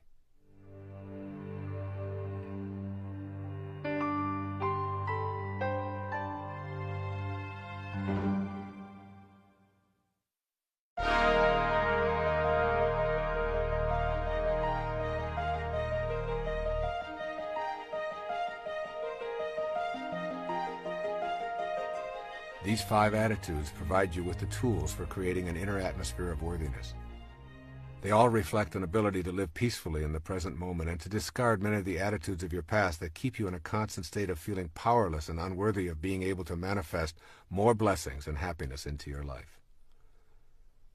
And then it's necessary to begin to look at how you can unbond yourself from your past wounds. The inclination to bond to our wounds, rather than move past them, traps us in a constant state of feeling unworthy. A person who has experienced traumatic events in life, such as incest, or abuse, or sexual molestation, or the death of loved ones, or traumatic illnesses, or accidents, or family disruptions, or drug addictions, can become bonded to them and replay them for attention or pity. Very often the tale of these woes is told with a sort of urgency for the listener to know how horrible the wounding was and still is. The ego uses this energy as a power play in individual and group situations to encourage discussion of one's struggle to survive the wounding. This can keep individuals from advancing spiritually and reinforce the image of themselves as unfortunate. The tendency to bond with the wounds of our lives reminds us of how unworthy we are of receiving anything that we really would like because we remain in a state of suffering. The more these painful stories are recalled and repeated, the more we are guaranteed of not attracting our desires. Notice your body when it is wounded. An open wound actually closes up quite quickly. Just imagine what it would be like if that wound remained open for a long time. It would become infected and ultimately would kill the entire organism. The closing up of a wound and allowing it to heal can work the same way in your inner world of thoughts. When you go backward and continuously relive your pain, including labeling yourself incest survivor, alcoholic, sexual abuse survivor, you do so because of your inner experiences of bitterness. This harvest of bitterness keeps you from feeling worthy. So don't lead with your injuries. Deal with them and ask family and friends to be compassionate while you are grieving or recuperating. Then ask them to kindly remind you when it has taken on the form of a predictable response. The way out of bonding to your wounds is through forgiveness. Forgiveness is the most powerful thing you can do for your physiology and your spirituality. Forgiveness means that you fill yourself with love and you radiate that love outward and refuse to hang on to the venom or hatred that was engendered by the behaviors that caused the wounds in the first place. Forgiveness is a spiritual act of love for yourself, and it sends a message to everyone, including yourself, that you are an object of love, and that is what you are going to impart. Feeling worthy is essential to being able to attract to yourself what you desire. It is simply a matter of common sense. If you don't feel that you deserve something, why would the divine energy that is in all things send it your way? Let's look at a plan for adopting and honoring your worthiness to receive and attract from the divine source. The word inspiration literally means to be infused with spirit. In spirit, if you will. Practice doing what you love and loving what you do each day. This puts you in spirit and literally provides you with the enthusiasm for being a worthy recipient of God's grace. The word enthusiasm comes from the Greek root entheos, to be filled with God. Then make every effort to remove internal habits of pessimism, negativity, judgment, complaints, gossip, cynicism, resentment, and fault-finding from your vocabulary and your inner dialogue. Replace them with optimism, love, acceptance, kindness, and peace as your way of processing your world and the people in it. Then give yourself quiet time each day to erase feelings of unworthiness. And also read spiritual literature and poetry and listen to soothing classical music whenever possible.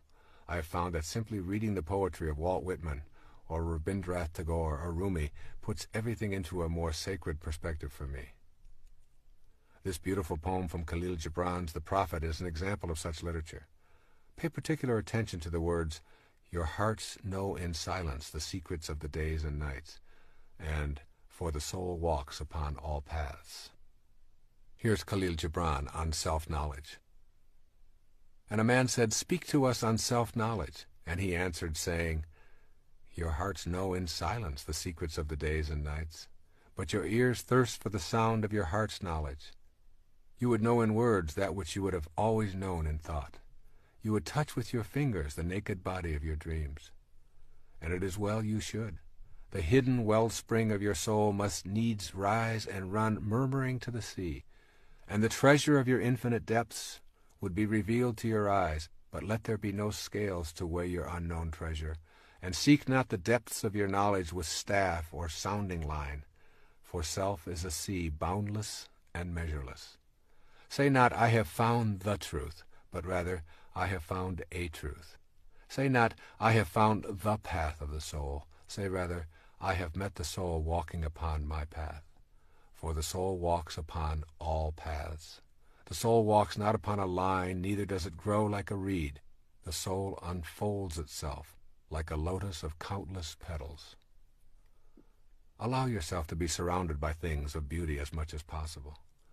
Each evening I leave my typewriter and I go out to the beach and I experience the magnificence of the sun setting over the Gulf of Mexico. To be a part of this sunset fills me with a sense of home beyond this planet and opens me up to the deeper nature within myself. I could never feel unworthy of the grace and munificence of the universe when I'm immersed in such beauty. Virtually any experience of beauty has a tendency to remove doubt about your own divinity and connection to the ultimate truth that is in everything and everyone. And then practice kindness toward yourself and others as frequently as possible. Give up your need to be right and to win in favor of being kind, and you will soon know the bliss of inner peace. Remember, your highest self only wants peace. When you are practicing kindness, peace shows up right on schedule. When you are at peace with yourself and your world, you know that you are a worthy recipient of all that comes your way. Make it your own special mission to be kind to others each day at least once, and to extend the same privilege to yourself as much as possible. Also, begin to process the universe as a friendly rather than an unfriendly place. Place all of your wounds from the earlier stages of your life into the category lessons for life. Remember, for every act of evil, there are a million acts of kindness. This universe runs on the energy of harmony and balance. Breathe in that energy and breathe out the ideas of your being life's victim. And finally, say it over and over until it registers.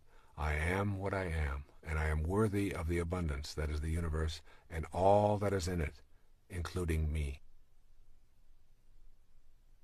You are now on a path of knowing you are worthy of attracting and manifesting in your world.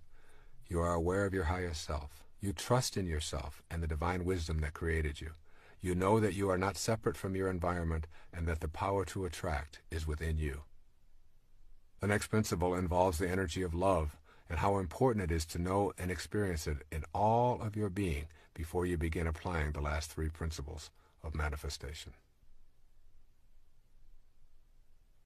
Our sixth principle for spiritual manifestation is called connecting to the divine source with unconditional love. There's a wonderful quote from Mirabai. It says this as she talks about herself. Mirabai knows that to find the divine one, the only indispensable is love. There is no greater power in heaven or on earth than pure unconditional love. This is the heart of the sixth principle of manifestation. The nature of the God force, that unseen intelligence in all things, which causes the material world and is the center of both the spiritual and physical plane, is best described as pure unconditional love. It is the glue that holds all things material in place and keeps them from collapsing into uncountable particles. This God force is the oversoul to which we are always connected because we are localized extensions of that force. You may feel infinitely worthy of attracting to yourself material and spiritual prosperity, but if you are not living the way of unconditional love, you are interfering with your ability to manifest in your life. In order to be divinely aligned with the universal infinite energy, you must become unconditional love. This energy of love really dissolves all limitations. When I speak of love emanating from your soul and from the divine consciousness of God, I speak of something that the lower self or the ego cannot grasp. I am not speaking about feeling good toward others, romantic love, showering everyone with affection, or touchy-feely behavior here. This unconditional love is an experience of the harmony of life. It is simply too deep and too profound for our ordinary selves to activate. The energy of unconditional love is the power behind creation. It guides all of our natural laws. This love can be imagined as a vibration that carries thought forms from one's mind into material expression. In its highest nature, love is the force that we recognize as the will of God. It is the alchemy that we embrace to make sense of how things are materialized from the world of spirit. I suggest you embark on an experiment in which you practice unconditional love for several days, perhaps even a week. Make this a private activity, but vow to yourself that you will allow only unconditional loving thoughts to emanate from your consciousness. Refuse to have judgmental or critical thoughts. In your quiet time, think only peace and love. In all of your relationships, think and act in only loving ways. Extend loving thoughts and energy wherever and whenever you encounter anyone or anything. Become unconditional love for this period of time. This practice of becoming unconditional love is a prerequisite to the manifesting process. By pouring love into your immediate environment and practicing gentleness in all of your thoughts, words, and actions, your immediate circle of friends will begin responding in a whole new way. Furthermore, this act becomes expansive very quickly, and you can radiate this love to your community and to people you read about in newspapers, including those who are labeled terrorists, murderers, scam artists, and the like. You emphasize the un in unconditional love. You become detached and loving toward all. You are not loving the hostile act, but you are loving the spirit that is blocked in those who are harmful and unloving. When you can live this way and reject all thoughts and actions that are not of an unconditionally loving nature, you will experience the alchemy of your spirit and know how to overcome limitations in your life. This is a task that your conditioning will not easily encourage, but for a few days you can persevere just so you know what the divine universal spirit is like. It judges no one and nothing. It does not moralize. It does not show favoritism. It merely exists as an unconditional love, radiating harmony and allowing everything and everyone to unfold. What can you expect as you practice a few days of being total unconditional love? You will feel yourself becoming a different person. You will feel at peace virtually all of the time. Your relationships will be more deeply spiritual. Most significantly, you will begin recognizing the coincidences of your life with greater regularity. Your thought forms of unconditional love will begin to produce what you desire without your even being aware of how it is happening. There's an oft-quoted passage in the New Testament that seems appropriate here. It's Corinthians 13 on love. And now I will show you the most excellent way. If I speak in the tongues of men and of angels but have not love, I am only a resounding gong or a clanging cymbal. If I have the gift of prophecy and can fathom all mysteries and all knowledge, and if I have a faith that can move mountains but have not love, I am nothing. If I give all I possess to the poor and surrender my body to the flames but have not love, I gain nothing. Love is patient. Love is kind. It does not envy. It does not boast. It is not proud. It is not rude. It is not self-seeking. It is not easily angered. It keeps no record of wrong. Love does not delight in evil, but rejoices with the truth. It always protects, always trusts, always hopes, always perseveres. Love never fails. But where there are prophecies, they will cease. And where there are tongues, they will be stilled. And where there is knowledge, it will pass away. For we know in part, and we prophesy in part. But when perfection comes, the imperfect disappears. When I was a child, I talked like a child. I thought like a child. I reasoned like a child. When I became a man, I put childish ways behind me. Now we see but a poor reflection as in a mirror. Then we shall see face to face. Now I know in part, then I shall know fully, even as I am fully known. And now these three remain: faith, hope, and love. Yes, and the greatest of these is love. I'm well aware of the improbability of living an unconditionally loving life in all of our moments. I imagine your ego is protesting that this idea is absurd because you are only human and humans have shortcomings. Nevertheless, I ask you to do this exercise for a few days or a week. You see, I know that it will become habitual when you feel the richness of your life with this new awareness. There's something that is called the process of detached observation. One of the great meditation exercises that I learned many years ago involves imagining lifting yourself out of your body and floating into space so far that you are actually observing the entire planet. If you do this, try to imagine what the Earth is like without you on it. It is a very difficult task for your ego to even contemplate the world without you on it. Next, begin to observe the planet without any judgment, refusing to label anything good or bad, right or wrong. Simply instruct yourself to notice, allow, and send unconditional love. The process of being a detached observer occurs in the silence of your contemplations or meditations. Begin by seeking out time to be quiet and enter this inner place of love. It is in that silence that you will come to truly know the divine energy of unconditional love. It's a difficult thing for our egos to contemplate this concept of oneness. Unconditional love and becoming a co-creator in your life is possible when you know that God is not separate from you. You and God are one and the same. In the New Testament, Jesus says to the multitudes, "I have said, ye are gods." And later, "When a man believes in me, he does not believe in me only, but in the one who sent me. When he looks at me, he sees the one who sent me." What it means to be in a state of oneness is that you know the unconditional love that God has for all of creation is also the unconditional love that can be you if you make that choice. If you place restrictions on that love or withhold it dependent on your judgments and hatreds, then you make it a conditional love and remove yourself from the possibility of co-creating with God. We have unconditional freedom for our thoughts to be what they are. That is how you are loved. That is your gift from the divine Creator, expressed through your individuality. Take that freedom away, and you are no longer a human being. You lose your humanity when you lose the unconditional love that allows you to think as you choose. Now suppose that you're able to function in the same unconditionally loving way, simply allowing without judging. You would be experiencing oneness. Your will and God's will would not be in conflict. Use this love for the purpose of creation. Every moment that you create by radiating unconditionally loving thoughts is a reflection of the same love that was responsible for your creation. This unconditional love is really a power, the ability to reach a higher state of being where there seems to be almost no delay between the creation of a thought form and having that thought form show up can be viewed in terms of unconditional love and an absence of making demands on or judging the world. This is a power that I know is possible for each of us when we begin to adopt the basic principles of spiritual manifestation. Most of us simply do not recognize how truly powerful we are by virtue of our own ability to create thoughts, and out of these thoughts attract to ourselves the abundance of the universe. When we think rationally about this power, we immediately think of the conflict between having a free will and having a destiny.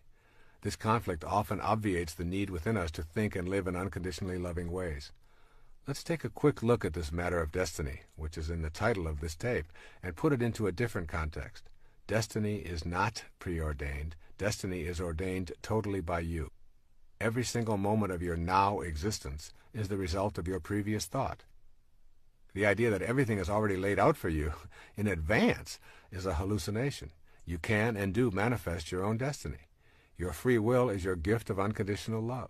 You create the destiny with this free will, and when you venture off the path of unconditional love, you are simply living an illusion.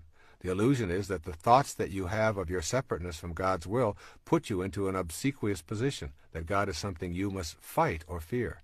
Obviously, if this were true, God could not at the same time be all-loving. So what it means here is that you want to know the joy of unconditional love. The most important thing that you will gain from cultivating unconditional love will be freedom from hate and violence. When these thoughts are removed, you discover the presence of joy and peace. This is an automatic reaction to unconditional love, because you are in harmony with the creative source. The ego identifies you primarily as a physical body, separate from God, and in need of constant stroking to massage your self-importance. When you simply say this is an illusion and it doesn't really exist, those ideas are replaced with unconditional love, and the joy you experience is really the denial of the false and an affirmation of the truth of your being. You are absolutely free when you are not consumed with your self-importance. You are free when you no longer need to be stroked, coddled, and approved of by everyone you meet. There is a great sense of joy in feeling free. Think of times when you have felt the freest in your life, when the pressures to perform are off, when you are walking in nature, when you are in solitude and communing with God. Joy, freedom, and unconditional love are inseparable. They flow from the experience of each other. To be joyful is to hold on to nothing and to have no restrictions. This is also the feeling of freedom, and it is a result of embracing the unconditional love of the divine energy that is the center of your being.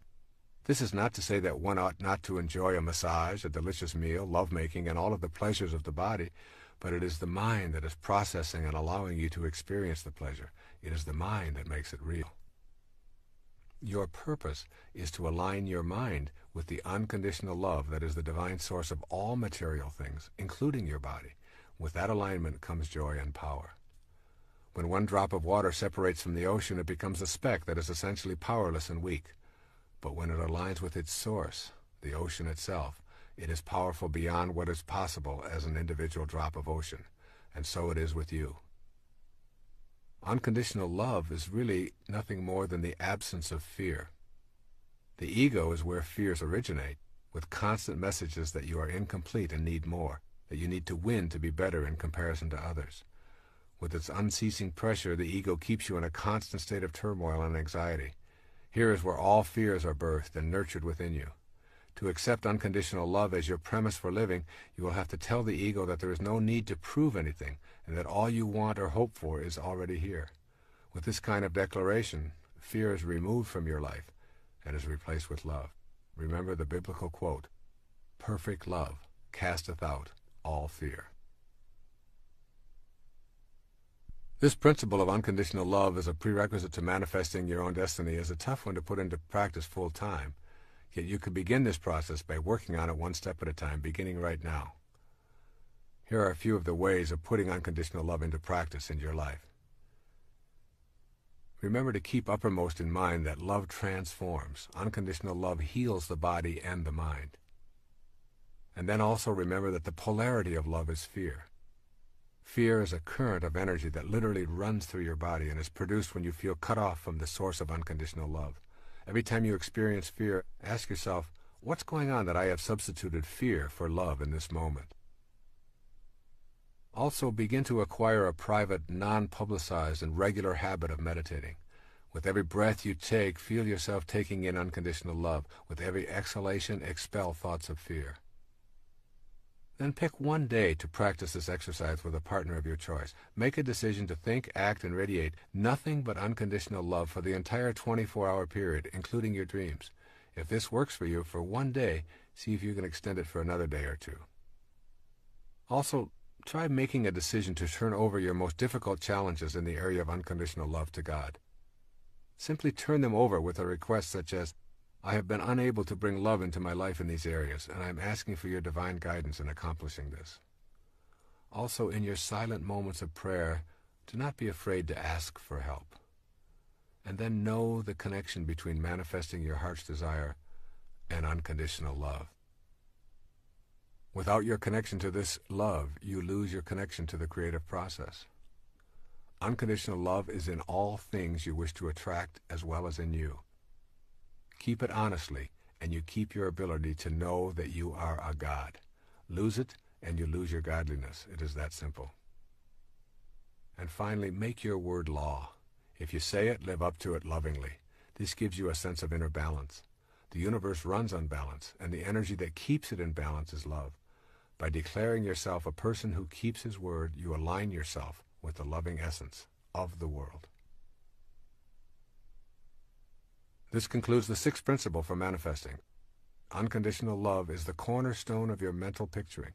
You refuse to allow any contrary ego-driven thought to enter the inner kingdom of love. If you activate this principle, you will have revealed a truth that eludes most people. It is with unconditional love that you find your true connection to the divine energy that is in all things. Our seventh principle of spiritual manifestation is simply meditating to the sound of creation. This seventh principle of manifesting will challenge your conditioning probably more than any of the other 8 principles. However, while it contradicts your beliefs about how you fit into the universe, it also expands your ability to create and attract the objects of your heart's desire. Others who have done this meditation on a regular basis have experienced dramatic shifts in their lives and have been able to manifest what they previously believed to be impossible. As you begin opening yourself to this soul-nourishing practice of chanting to the sounds of creation, spend some time carefully studying the other 8 principles. When you begin to practice the 2 daily manifesting meditations, you need to trust in your highest self and meditate with unconditional love. Reviewing the other 8 principles will help to make trust and love available. Meditating with sound can work dramatically in your personal life and can also facilitate a new awareness of our collective abilities to manifest a world free of the demands and petty issues of the ego. I feel blessed to have a spiritual teacher, Sri Guruji, make these meditations available to me to teach to others. Sounds have the power to generate your ability to attract to yourself that which you desire. 3 key words describing the principle are the title of the following section. Listen carefully to these 3 words. Sounds have power. Sounds are a powerful energy. Every sound is a vibration made of waves oscillating at a particular frequency. The frequency range of the human ear is approximately 16 to roughly 40,000 vibrations per second. Sound is the intermediary between abstract ideas and concrete form in the material world. Sounds literally mold the abstract world of thought and spirit into shapes. In ancient ceremonial rites, words, sounds, and shapes combine to achieve certain ends. Each letter in a word signifies a sound and records the expression of a particular sound. Differing sounds were recorded for their own purposes. Sounds have an impact on us in a myriad of ways. The discordant and harassing sounds of machines, thudding, screaming, grating noises, bombard our consciousness and make it difficult to be serene and peaceful. Discordant sounds can cause internal illness or disease. But sound also has healing properties when it is harmonious and soothing. Healing takes place to the accompaniment of soothing harmonies and nature's music interspersed with spiritually nourishing silence. In addition to healing, sound is used in the creation process, which is the central concern of this 7th principle of spiritual manifestation. When we use the sounds of nature that are most consistent with the act of creation, we begin to attract the material form that we desire. Learning how to use sound is a way of harnessing its power for manifesting thought into the world of form. Manifesting is knowing how to make contact with that spiritual vibrational frequency while we are living inside a body in a materialized world. Pay attention to words and sounds because they can attract positive or negative influences into your life. Harmonious sounds are the ones that most contribute to a balanced and creative life. But before going into the actual use of meditation sounds, it is necessary to learn how to prepare yourself to use sounds in your daily meditation. You need to gain access to a method that will take you beyond the mind to a state of consciousness that transcends your thoughts. This higher state of consciousness beyond the mind is called Siddhi awareness. S-I-D-D-H-I. Siddhi awareness. Siddhi awareness, or Siddhi consciousness, is a perfect state of awareness in which there is a complete absence of doubt and no delay between the origination of a thought and its materialization into the world of form. It is an unlimited state of being in which creation occurs instantly without any time lag from thought to form. When we contemplate this state of grace, our minds challenge the idea and provide us with many reasons as to why it is impossible. Siddhi consciousness, however, has absolutely nothing to do with the mind. Let that sink in. Siddhi consciousness is beyond the mind. This state of graceful being has nothing to do with the mind, whose nature is a constant inner monologue. The mind frets continually about an unlimited number of desires that can never be adequately fulfilled. You can give your body great pleasures with booze and sex, give it fancy automobiles and delectable gourmet meals, body massages, and every other imaginable delight. The next morning, When it recovers, your mind has a new list of demands taped to your forehead, asking for more and more of what it can never get enough of. This is the nature of the mind, which is ruled by the ego. Your mind, then, is only a barrier to experiencing siddhi consciousness, wherein you are in a state of bliss and complete acceptance, and your desires are the same as your experience of life. Your mind blocks the vision of your highest awareness. Your highest self has its own language. When your body is stilled and totally in the present, thoughts disappear. Then you can start the exquisite process of meditating with sound. It is the magic of this sound meditation that I am going to explain in the seventh principle. This is a siddha technique to take you beyond the constraints of the ego and the mind to a place within yourself where you can change your vibrational frequency through the use of sounds of creation. There's a magic to the sound of creation. As you begin to incorporate these ideas of the power of sound into your consciousness, going beyond the darkness of your mind to the light of your highest self, think about these words that open the book of John in the New Testament. In the beginning was the Word, and the Word was with God, and the Word was God. The word God has the same sound that is in virtually all of the names for the original creator. All traditions describe a creator of the Word and humankind. Here is a list of names used for the creator: Ra, Krishna, Rama, Buddha, Adonai, Brahman, Siddha, Shiva, Jehovah, Kali Durga, Tat, Gayana, Mahanta, Mahavira, Anu, Atva, Nanak, Yahweh, God, Allah. The obvious sound that is in all of these names for the Creator is the sound Ah. Ah expresses a feeling of bliss and joy. The sounds of creation and joy are synonymous. It is not an accident that the name for the Creator in virtually all languages contains the sound Ah. Ah is the only sound that humans make effortlessly, simply by taking in a breath and without moving the lips, the tongue, the jaw, or the teeth. If you move any of these, the sound changes. Ah is the sound of effortless perfection, as is creation itself effortless and perfect. Ah, the sound of creation, is one sound you will want to use as you practice the language of siddhi consciousness. It takes you beyond the incessant self-dialogue that characterizes your mind. When you repeat the sound Ah in connection with your manifestation meditation practice, you are literally repeating the name of God. In Reflections of the Self, Swami Muktananda gives these words to his devotees who desire to know more about the state of siddhi consciousness. With eyes brimming with love, sing his name. All inner mysteries will be disclosed. Every bird and plant will reveal itself to you as Brahman. The knowledge of Vedanta will manifest everywhere. O dear one, keep chanting God's name while sitting or standing or involved in the world. Never forget him. Unite your mind with the self. He explained that these names for God have specific combinations of inherently powerful syllables that have the ability to call forth the experience of God within us.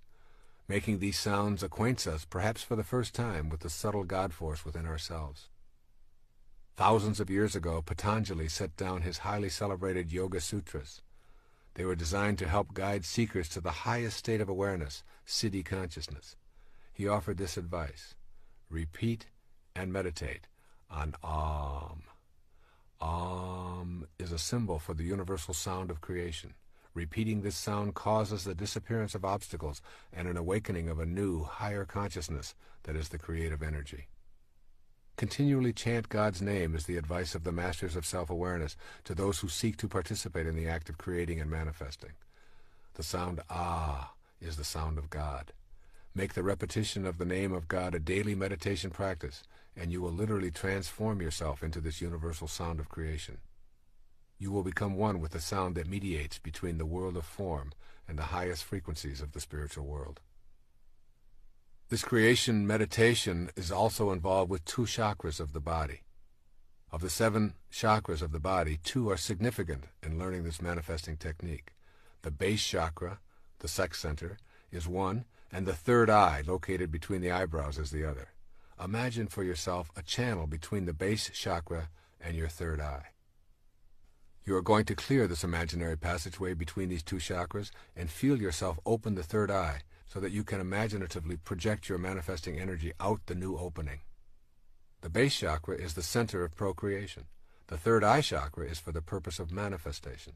Think of your third eye as the part of you that makes contact with the physical world that is invisible to the naked eye. You are attempting to open this third eye through the language of your siddhi consciousness. Now, remembering that ah is the sound of joy as well as the God sound, think about the sound that accompanies the process of procreation. Ah is the most common sound heard in the very act of procreation.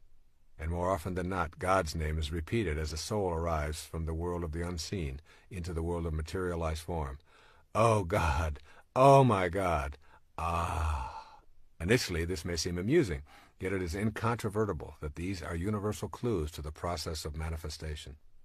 The energy released through the root or base chakra brings about procreation. And what has taken place here? A release of energy from the base chakra, received by another base chakra, and a soul connects to form, from the unseen to the manifested, all accompanied by the sound of ah. Learning this technique of sound manifesting really involves nothing more than opening up the channel that exists between these two chakras in your body. Opening the third eye is an inner exercise of putting your attention at the third eye or mind chakra and projecting through it, feeling the joy that is associated with the sound ah. You experience it leaving the limits of your physical body, embracing that which you want to manifest, and bringing it back to you. Implement this sound meditation in your morning practice. I have created a cassette tape and a compact disc called Meditations for Manifesting, which guides you through this morning meditation. In addition, that recording guides you through the second meditation, which takes place in the evening. However, here you put your attention on gratitude for all that has manifested into your life. This is also the subject matter of the ninth and final principle. Now we listen to the sound of that which is manifested. There's a second sound that reflects the vibrational frequency of manifestations in the physical plane. This sound is Om. If you reduce anything that you can observe on the physical plane to its ultimate sound vibration, you would hear the sound Om. This is the sound that women of ancient times meditated to while bringing their babies into the world. Whereas Ah is the sound of creation, Om is the sound of that which is already created. Om expresses gratitude for all that has manifested. There's a basic relationship between our level of awareness and the vibrations of the universe. This is why I include the Om meditation in the manifestation process. Repeating the Om sound in the evening tunes you to a higher state of awareness and to gratitude for all that has manifested into your life. Repeating this sound as a mantra of gratitude is one of the most joyous feelings you will ever experience, causing you to be in harmony with your environment. Using the Om sound is a way of bonding to all that manifests for you, in whatever form it shows up. It creates a peaceful space and contributes to your identifying with the manifesting principle.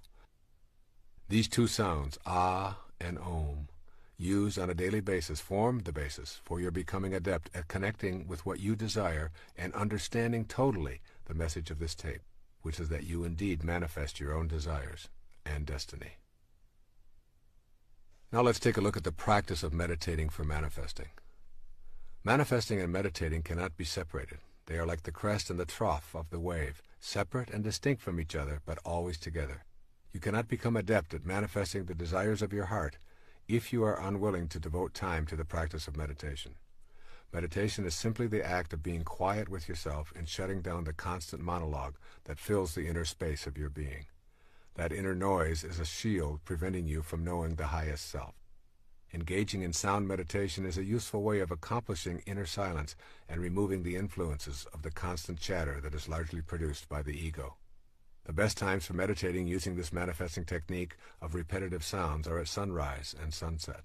If you are unaccustomed to arising at or before sunrise, make an effort to establish this discipline for a trial period of 90 days. What you want to do is establish yourself as a disciplined person. Early morning, particularly prior to sunrise, is the best time of day to awaken. The silence allows you to feel close to God. You can feel the energy of healing and solutions in the silence. Use specific acts of personal courage to awaken during these hours, knowing that the time will provide you with far more rest than the remaining hours of your scheduled sleep. When the sun first begins to show itself in the morning, its energy breaking out of the darkness is most intense. This is the ideal time to begin your manifesting meditation.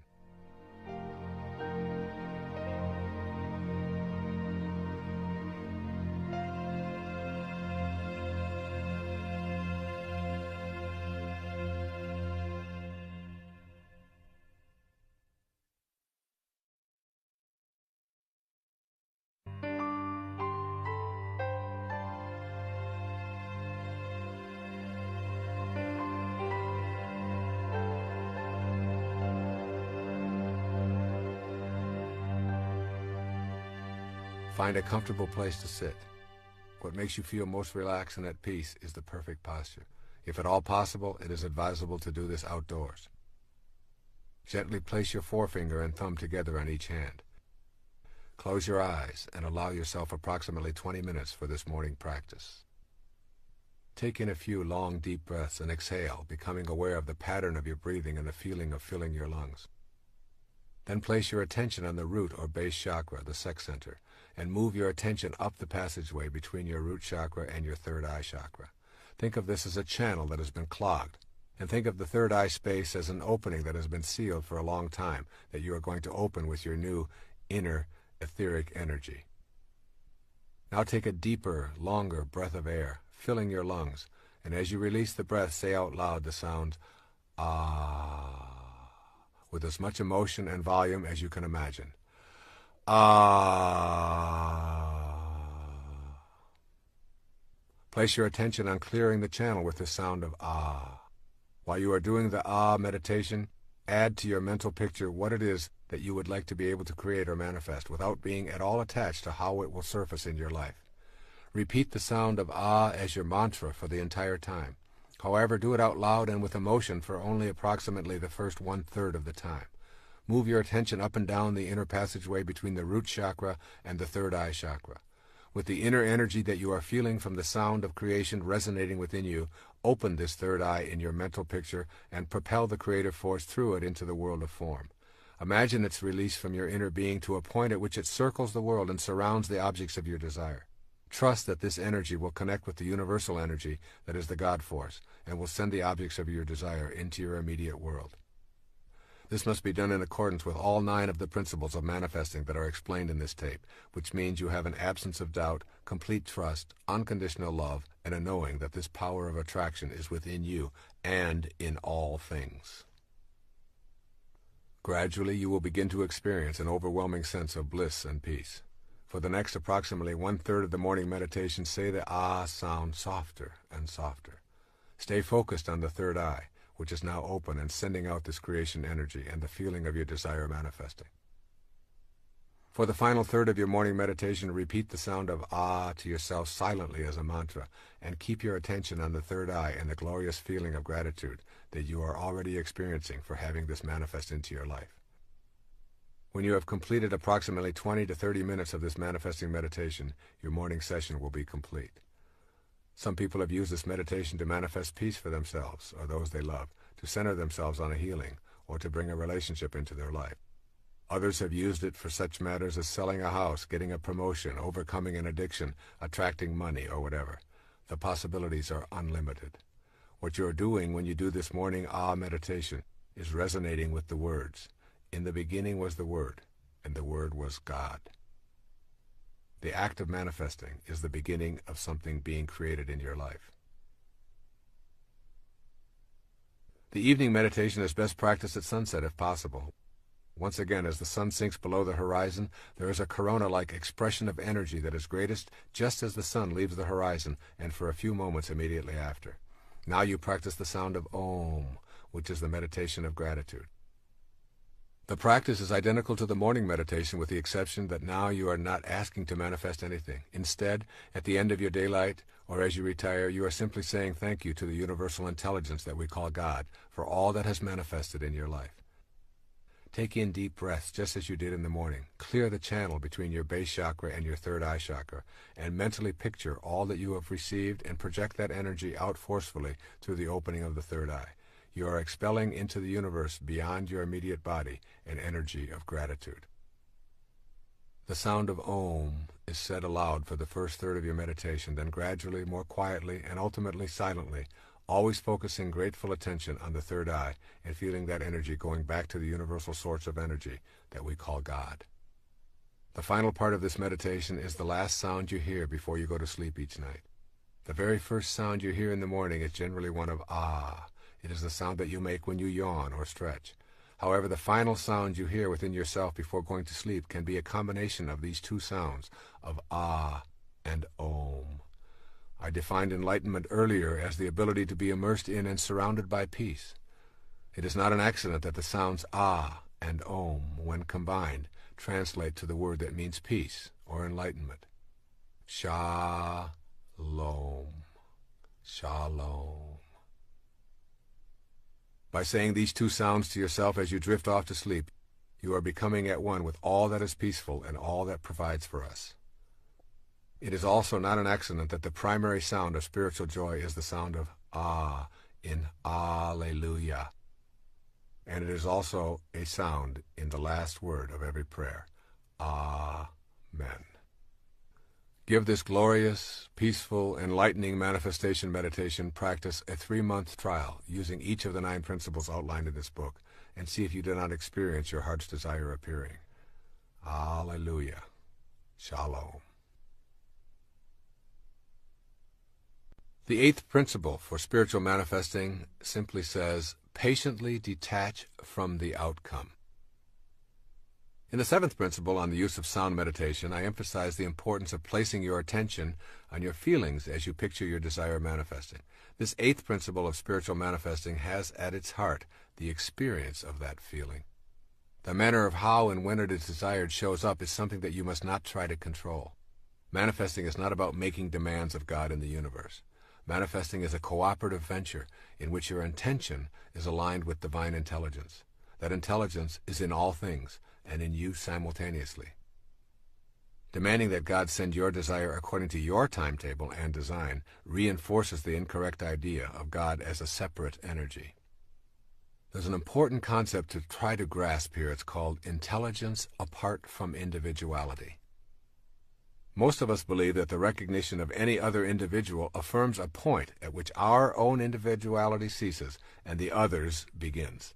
This belief is part of our conditioning, and it imposes a great deal of limitation on us. If this pattern were ascribed to the universal mind, it would describe a God that at some point ceased and something else began. To be universal and to recognize anything as being outside itself would be to deny its very being. So the nature of universal intelligence is an absence of individual personality. You are in an impersonal and intensely intelligent ocean of life that is all around, under, and in everything, including you. Though you have been conditioned to believe that you are an individual, you are actually a part of the grand universal nature that is infinite in its possibilities. This undifferentiated intelligence responds to you when you recognize it. Ask yourself what the relationship of this universal mind is to you. It cannot have favorites if it is the root and support for everything and everyone. Lacking individuality, it cannot be in conflict with your desires. Being universal, it cannot be simply shut off from you. All these statements characterize this all-producing mind as responsive to you when you understand your relationship to it. Your task is to bring the universal energy within your grasp by raising yourself to the level of that which is universal, rather than bring the universal down to a level of misperceived individuality that is separate from the universal. You need only to recognize it to attract it to yourself, rather than ask it to recognize you and bring you to it. Having learned a different set of principles, all of this may sound a bit confusing, yet it is crucially important for you to know this before moving along on the path of manifesting. There's a power of infinite patience. This provocative line is from A Course in Miracles. Those who are certain of the outcome can afford to wait, and without anxiety. The notions of certainty and patience go together. When you trust and know that you are connected to that universal all-providing intelligence, then you simply place no time constraints on your manifestation. Your knowing and your infinite patience put you at ease. Your inner sense is that what you want to manifest is already here, and your inner attention is on the feeling of well-being that you are already blessed with what you seek. The inner bliss is a function of the power of your infinite patience. When you are certain about the outcome and unconcerned with the how and when, you have cultivated the power of infinite patience, and simultaneously you have detached yourself from the outcome. When this detachment takes place, you are able to go about your daily business of raising your children, doing your work or training, meditating and communing with God, and just patiently observing. Infinite patience is a sign of trust, and it calls upon infinite love to produce results in your life. When you let go of impatience, you are aligned with the God force, and the anxiety that tells you what is lacking and missing in your life is gone. You will know that God has been patient with you no matter how long it took you to come around, regardless of how far you may have wandered, and no matter how much you may have refused to listen. Infinite patience produces almost immediate results in your life. You become free when you relax your insistence to have it now. As an infinitely patient person, you know that you are already where you want to be, and there are no accidents, and that all that appears to be missing is nothing more than an illusion perpetrated by your ego. With this awareness, impatience leaves, and you stop looking for results of your manifesting meditation. Your patience allows you to remain in silent appreciation of all that is manifested in your life. This practice of patient detachment from outcome is a foreign concept to us. We have been taught that goals, success symbols, and the accumulation of merit badges are the ways to feel important. What follows is a guide for living with the seeming paradox of attempting to manifest something into your life and at the same time not being attached to when and how it shows up. So here's a step-by-step plan for putting patient detachment into your manifesting practice. First, understand the essence of what you desire. What you desire is not necessarily in the realm of things.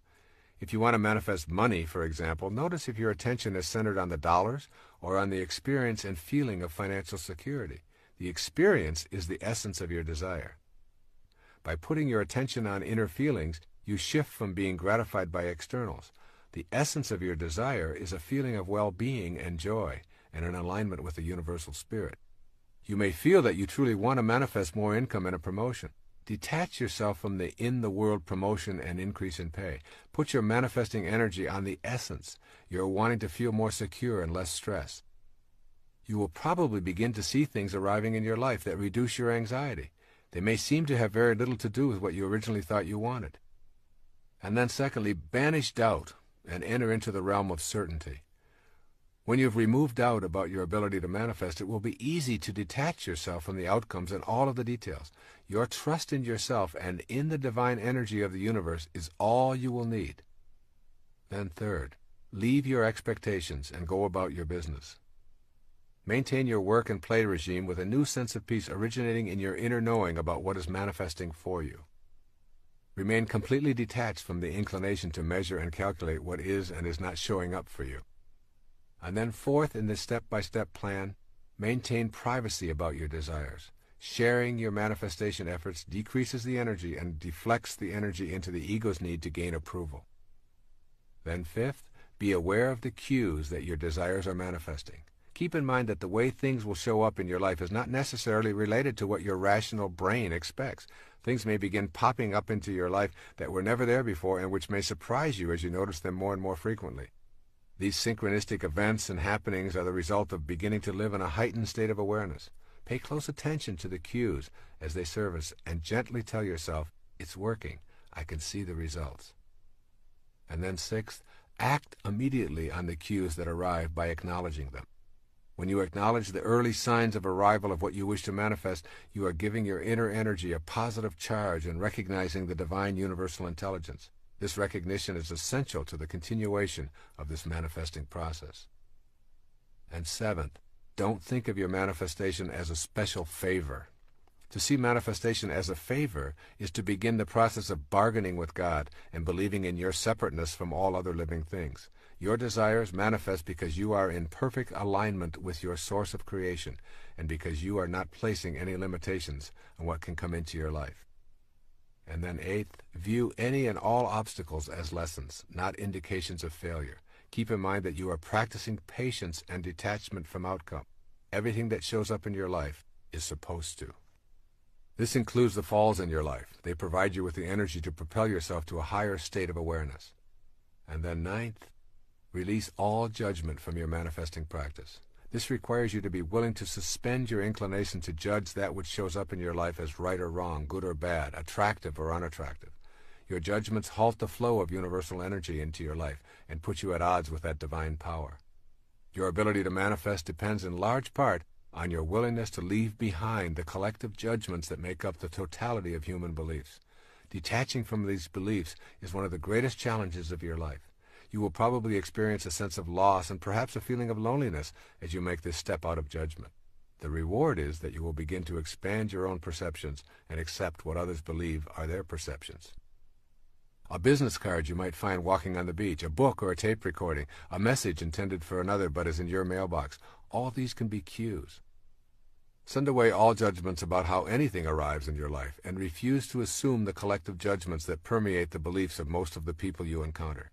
As you notice what arrives and disappears, try to do it with a feeling of total acceptance. In your inner world now, anything you can imagine is actually a part of you. Your proclamation of being wealthy and happy, if taken to that inner non-judgmental world, will lead you to feel wealthy and happy.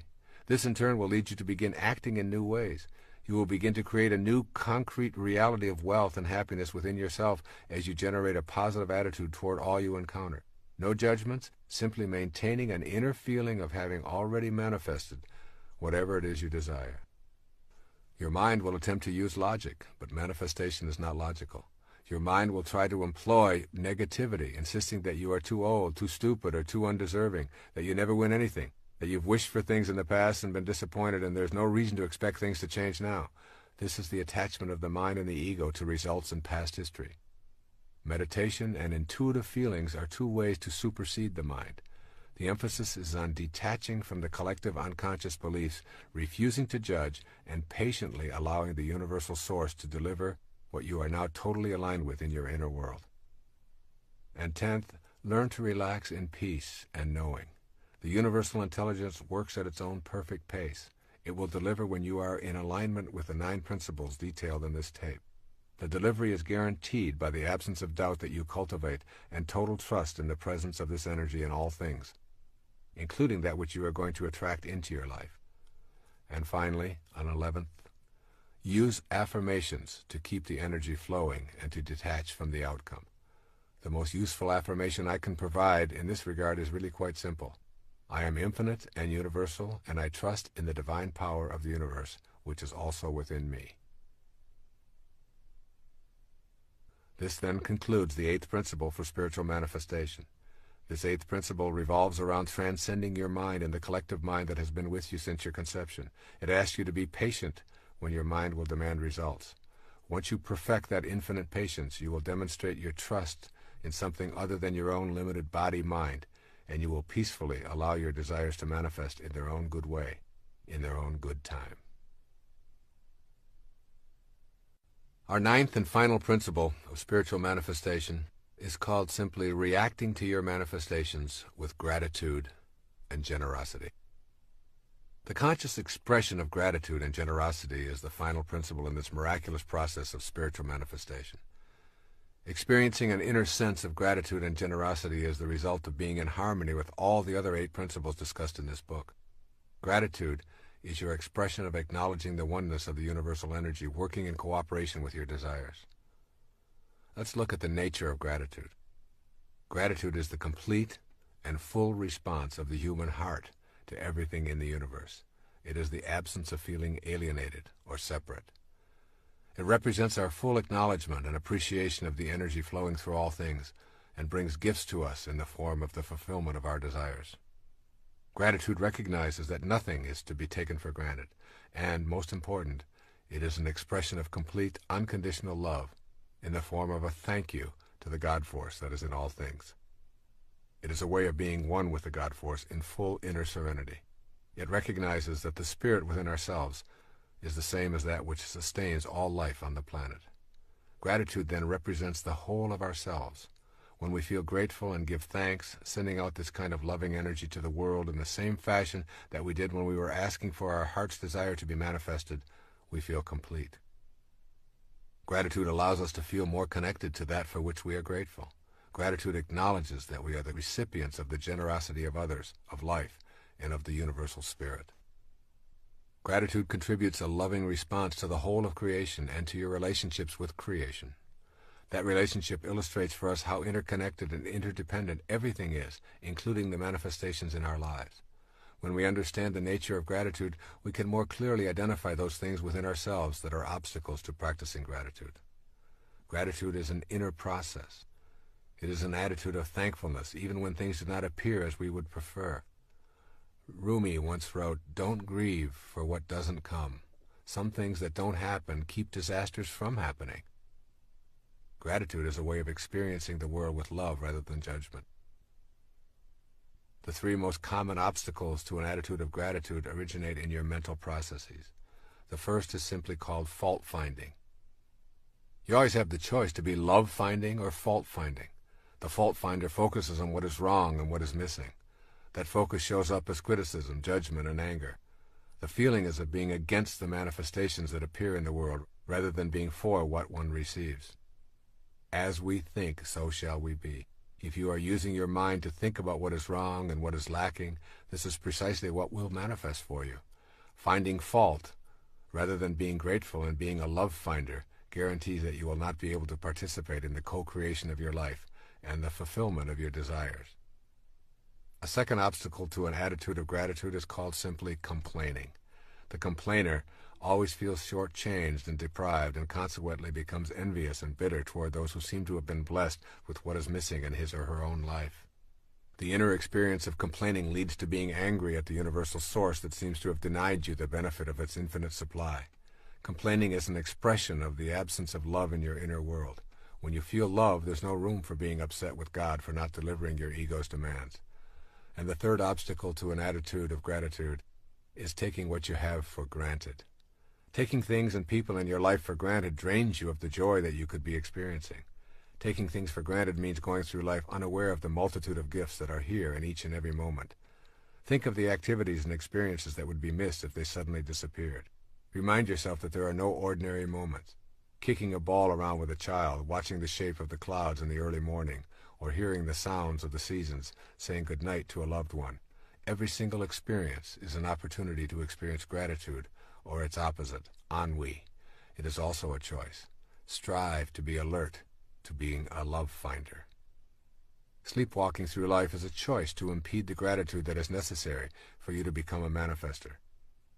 If you take everything for granted, you will never be able to see the clues that will give you the impetus to take action on your desired manifestation. The appearance of the right person or the unexpected gift will be greeted with a shrug and a disinterest, which will prevent you from receiving its blessings. Be awake and fully appreciative of everything and everyone. And here appreciation and depreciation need to be understood. When we depreciate something, we devalue or diminish its worth. We depreciate things or people by expressing disapproval or dislike. It is impossible to feel grateful for something or someone we do not value. Begin to see things and people as they truly are. Each person is a child of God. See the unfolding of God in each person you meet. The moment you participate in the depreciation process, you block your ability to experience gratitude, and consequently, you obstruct your ability to manifest prosperity, love, and joy into your life. Essentially, the activity of depreciation means that you are not sensing the beauty of life. Become an appreciator, and therefore a manifester, by seeing the Christ shining back at you in the other person or groups of people. Cultivating an attitude of gratitude is something we all want to work on in this manifesting process. Make the shift to being grateful for all that you are and all that you have, and you will facilitate your ability to manifest into your life the essence of all that you desire. Develop an awareness of yourself as a recipient rather than as a victim. Virtually everything you possess in your life is because of the efforts of others. Your furniture, automobile, home, clothes, gardens, yes, even your own body are all in some way gifts from others. Without the efforts of thousands and thousands of people all working in harmony, you would have nothing showing up in your life. Just remind yourself of this fact each day, and gratitude will begin replacing cynicism. Also, practice a silent expression of gratitude when you start to see your desires manifesting from the universal source. Thank you, God. I see you working in my life, and I acknowledge with love my appreciation for all that you bring to me.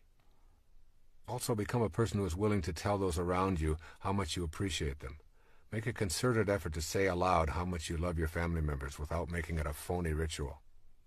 The more you are willing to express gratitude, the more you are cultivating an experience of unconditional love, which, as you know, is the secret to manifesting. Be thankful and avoid complaining as much as possible. Catch yourself as you are about to find fault with someone or some condition. Then, instead, find something to say that reflects a willingness to be a love finder. Give yourself a specific period of time to practice avoiding complaining and fault-finding, perhaps 30 days. You will experience the emptying of rancor and complaints from your inner self and the opening to love, appreciation, and gratitude. Begin each and every day with an expression of gratitude and thanksgiving. Every morning when you awake, you have been given the gift of a sunrise and 24 hours to live. Take in a deep breath and be grateful for this exhilarating experience of breathing in life and love. End your day with an expression of love and a repetition of the word for peace, shalom. Be aware of the need to be grateful for the suffering and struggles that are part of the fabric of your life. Sometimes it's easy to simply be angry at your suffering rather than to know that it is the catalyst for your searching and awakening. And also remember, it is the nature of thought to increase. The more your thoughts are centered on what is missing, the more deficient you feel and the more complaints you will utter. Similarly, the more you practice gratitude, the more you are thankful and appreciative of all that life provides, and the more you feed your experience of abundance and love. And now a look at generosity and service, the final steps in manifesting. The natural extension of being grateful is the development of a generous heart. Perfect generosity is a willingness to give of yourself and all that you have manifested without any expectation of a return. Manifesting is about connecting to the universal spirit which is infinite and abundant in supply. Manifesting is not about seeing neediness in yourself, but is rather about feeling complete with that radiant abundance. It is concerned with unconditional love and attracting that abundant love to your individual life. When you feel the presence of that abundance, your feeling of gratitude will push you in the direction of generosity. It is in the expression of your generosity that you will feel most connected to the unconditional love of the universal spirit. The more you feel a desire to share what you receive unconditionally, the more you will experience it flowing into your life. Generosity and self-liberation go together. Generosity is helpful for your own liberation in that it teaches you about the inner quality of letting go. Letting go and releasing your attachments are the most freeing things you can do to liberate yourself from the ego. A need to hang on to things and money you receive arises out of an inner sense of incompleteness. Practicing generosity aligns you with your sense of completeness and love. Generosity extends to more than simply sharing your material possessions. Generosity includes offering kindness, care, love, and nurturing.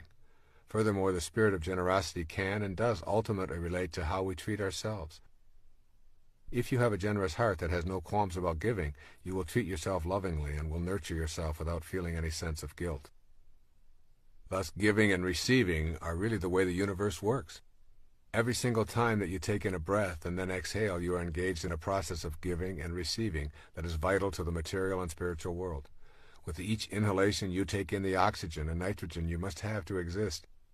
And with each exhalation, you send back the carbon dioxide that supplies the entire plant world. The cycle of generous giving and receiving is exactly the same as the very act of breathing. Look around you and notice how everything in our universe is a result of giving and receiving.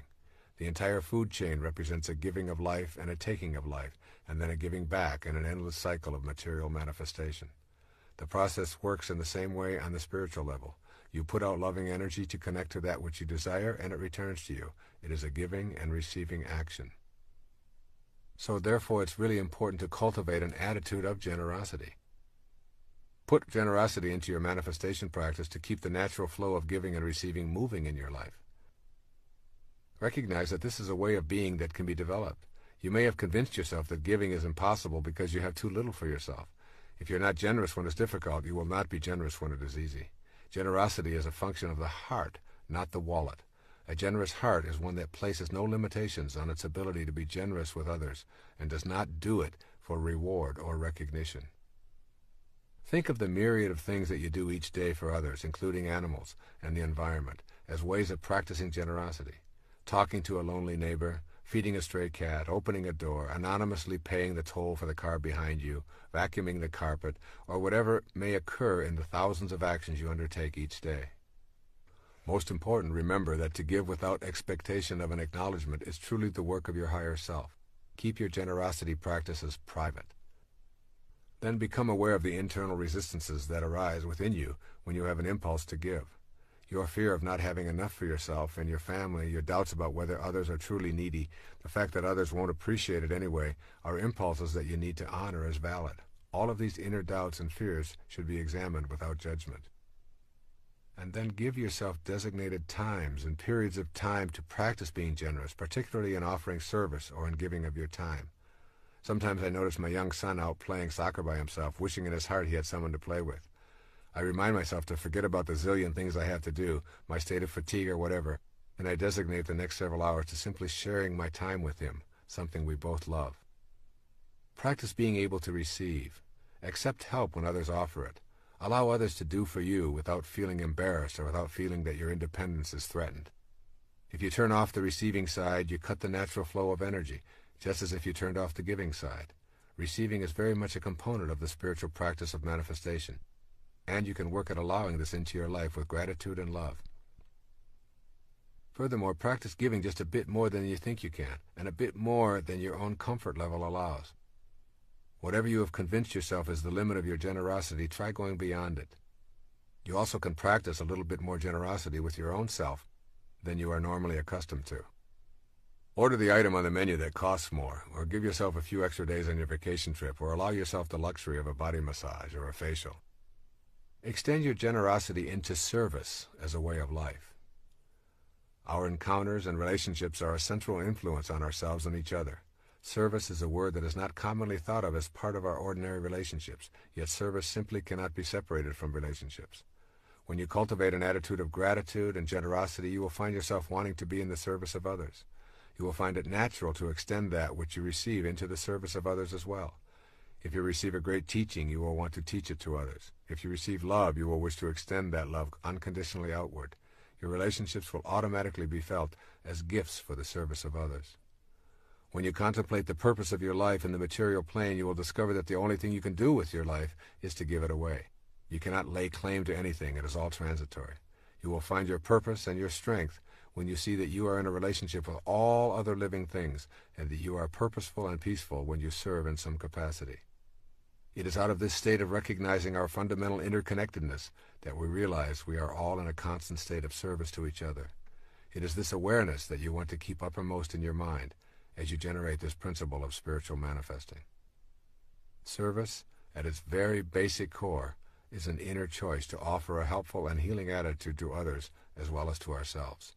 A natural outgrowth of feeling grateful for our daily life manifestations is experiencing the inclination to be generous. By turning the purpose of your life into one of service and leaving behind your self-absorption, you discover the irony of manifesting.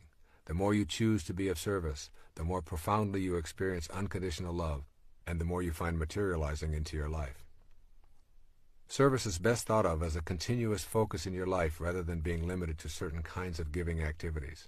Service is a state of mind that expresses love rather than fear, trust rather than distrust. It focuses on meeting all others as equals with whom we share a spiritual identity. This inner attitude of love reveals itself in action. Service does not require that you become a Mother Teresa. You serve by suspending your ego and extending the love that fills that space. It can take a million different forms, but when practiced with authenticity, from the heart, it makes all that is manifested into your life worthwhile. The only problem you will encounter is attempting to give or serve without love. The moment you put a condition on your service or ask something in return, you introduce conditional rather than unconditional love. The imposition of the condition makes service empty. Service without love is obligation, and it carries guilt and anger and resentment along with it. Work at being in a state of unconditional love with your service efforts, and when love is not authentically present, acknowledge that as well. This concludes the 9th principle of spiritual manifesting. Be willing to take all that is attracted to you as a result of your practicing the manifesting principles. Be willing to turn right around and in a spirit of gratitude and generosity, devote yourself to an act of service. The more you practice in this light, the more you will see the objects of your desire coming to fruition regularly. I want to close this final principle with another observation by Rumi titled The Servant Who Loved His Prayers. It sums up all that I have said, not only here in this final principle on gratitude, generosity, and service, but in this entire program. Listen to the words carefully, and as you end this tape and go to work on your own spiritual manifestation program, recall this passage by Rumi, born in the year 1207 in the Persian Empire in what is now called Afghanistan. It will remind you of your role in all of this, a role that is limited only by the restrictions you place on your spiritual awareness. He titled this poem, The Servant Who Loved His Prayers. At dawn, a certain rich man wanted to go to the steam baths. He woke his servant, Sunquar. Ho, get moving, get the basin and the towels and the clay for washing, and let's go to the baths. Sunquar immediately collected what was needed, and they set out side by side along the road. As they passed the mosque, the call to prayer sounded. Sungkwar loved his 5 times prayer. "Please, Master, rest on this bench for a while that I might recite Surah 98, which begins, 'You who treat your slave with kindness.'" The Master sat on the bench outside while Sungkwar went in.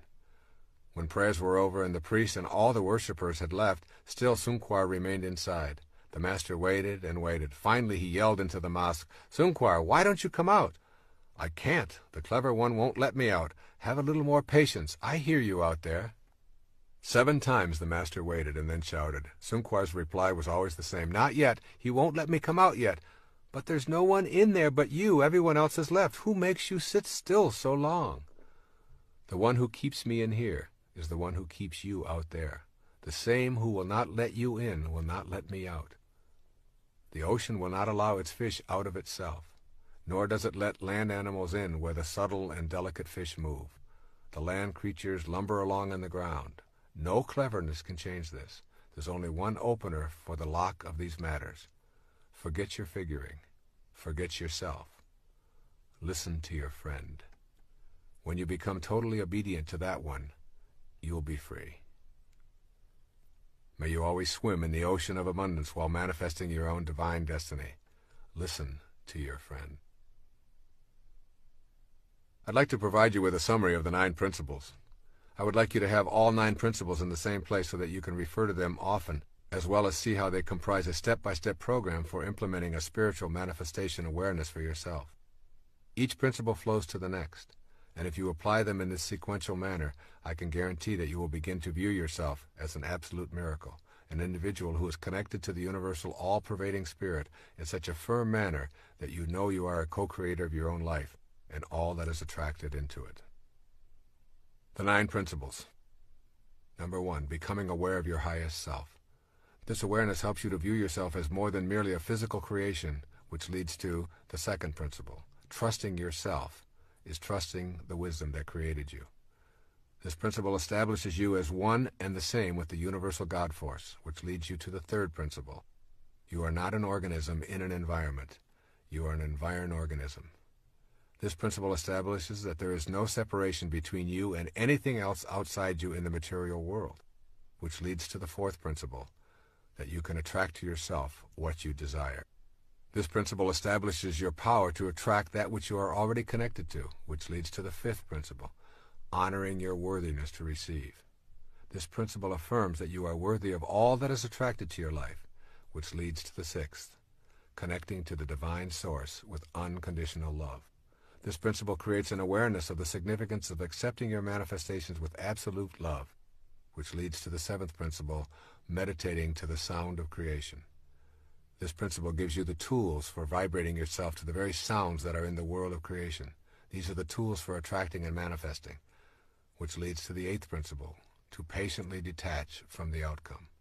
This principle emphasizes the need for removing demands and becoming infinitely patient, which leads to the final principle, to react to all of your manifestations with gratitude and generosity. This principle teaches the value of taming the ego and being thankful and in service to others with your manifestations. In essence, all that is being said here is, manifestation means when you are participating in the act of spiritual manifestation, you are doing nothing more than manifesting another aspect of yourself, since you are connected to everything, and everything you wish for also shares that energy. God bless you. I send you love and all green lights.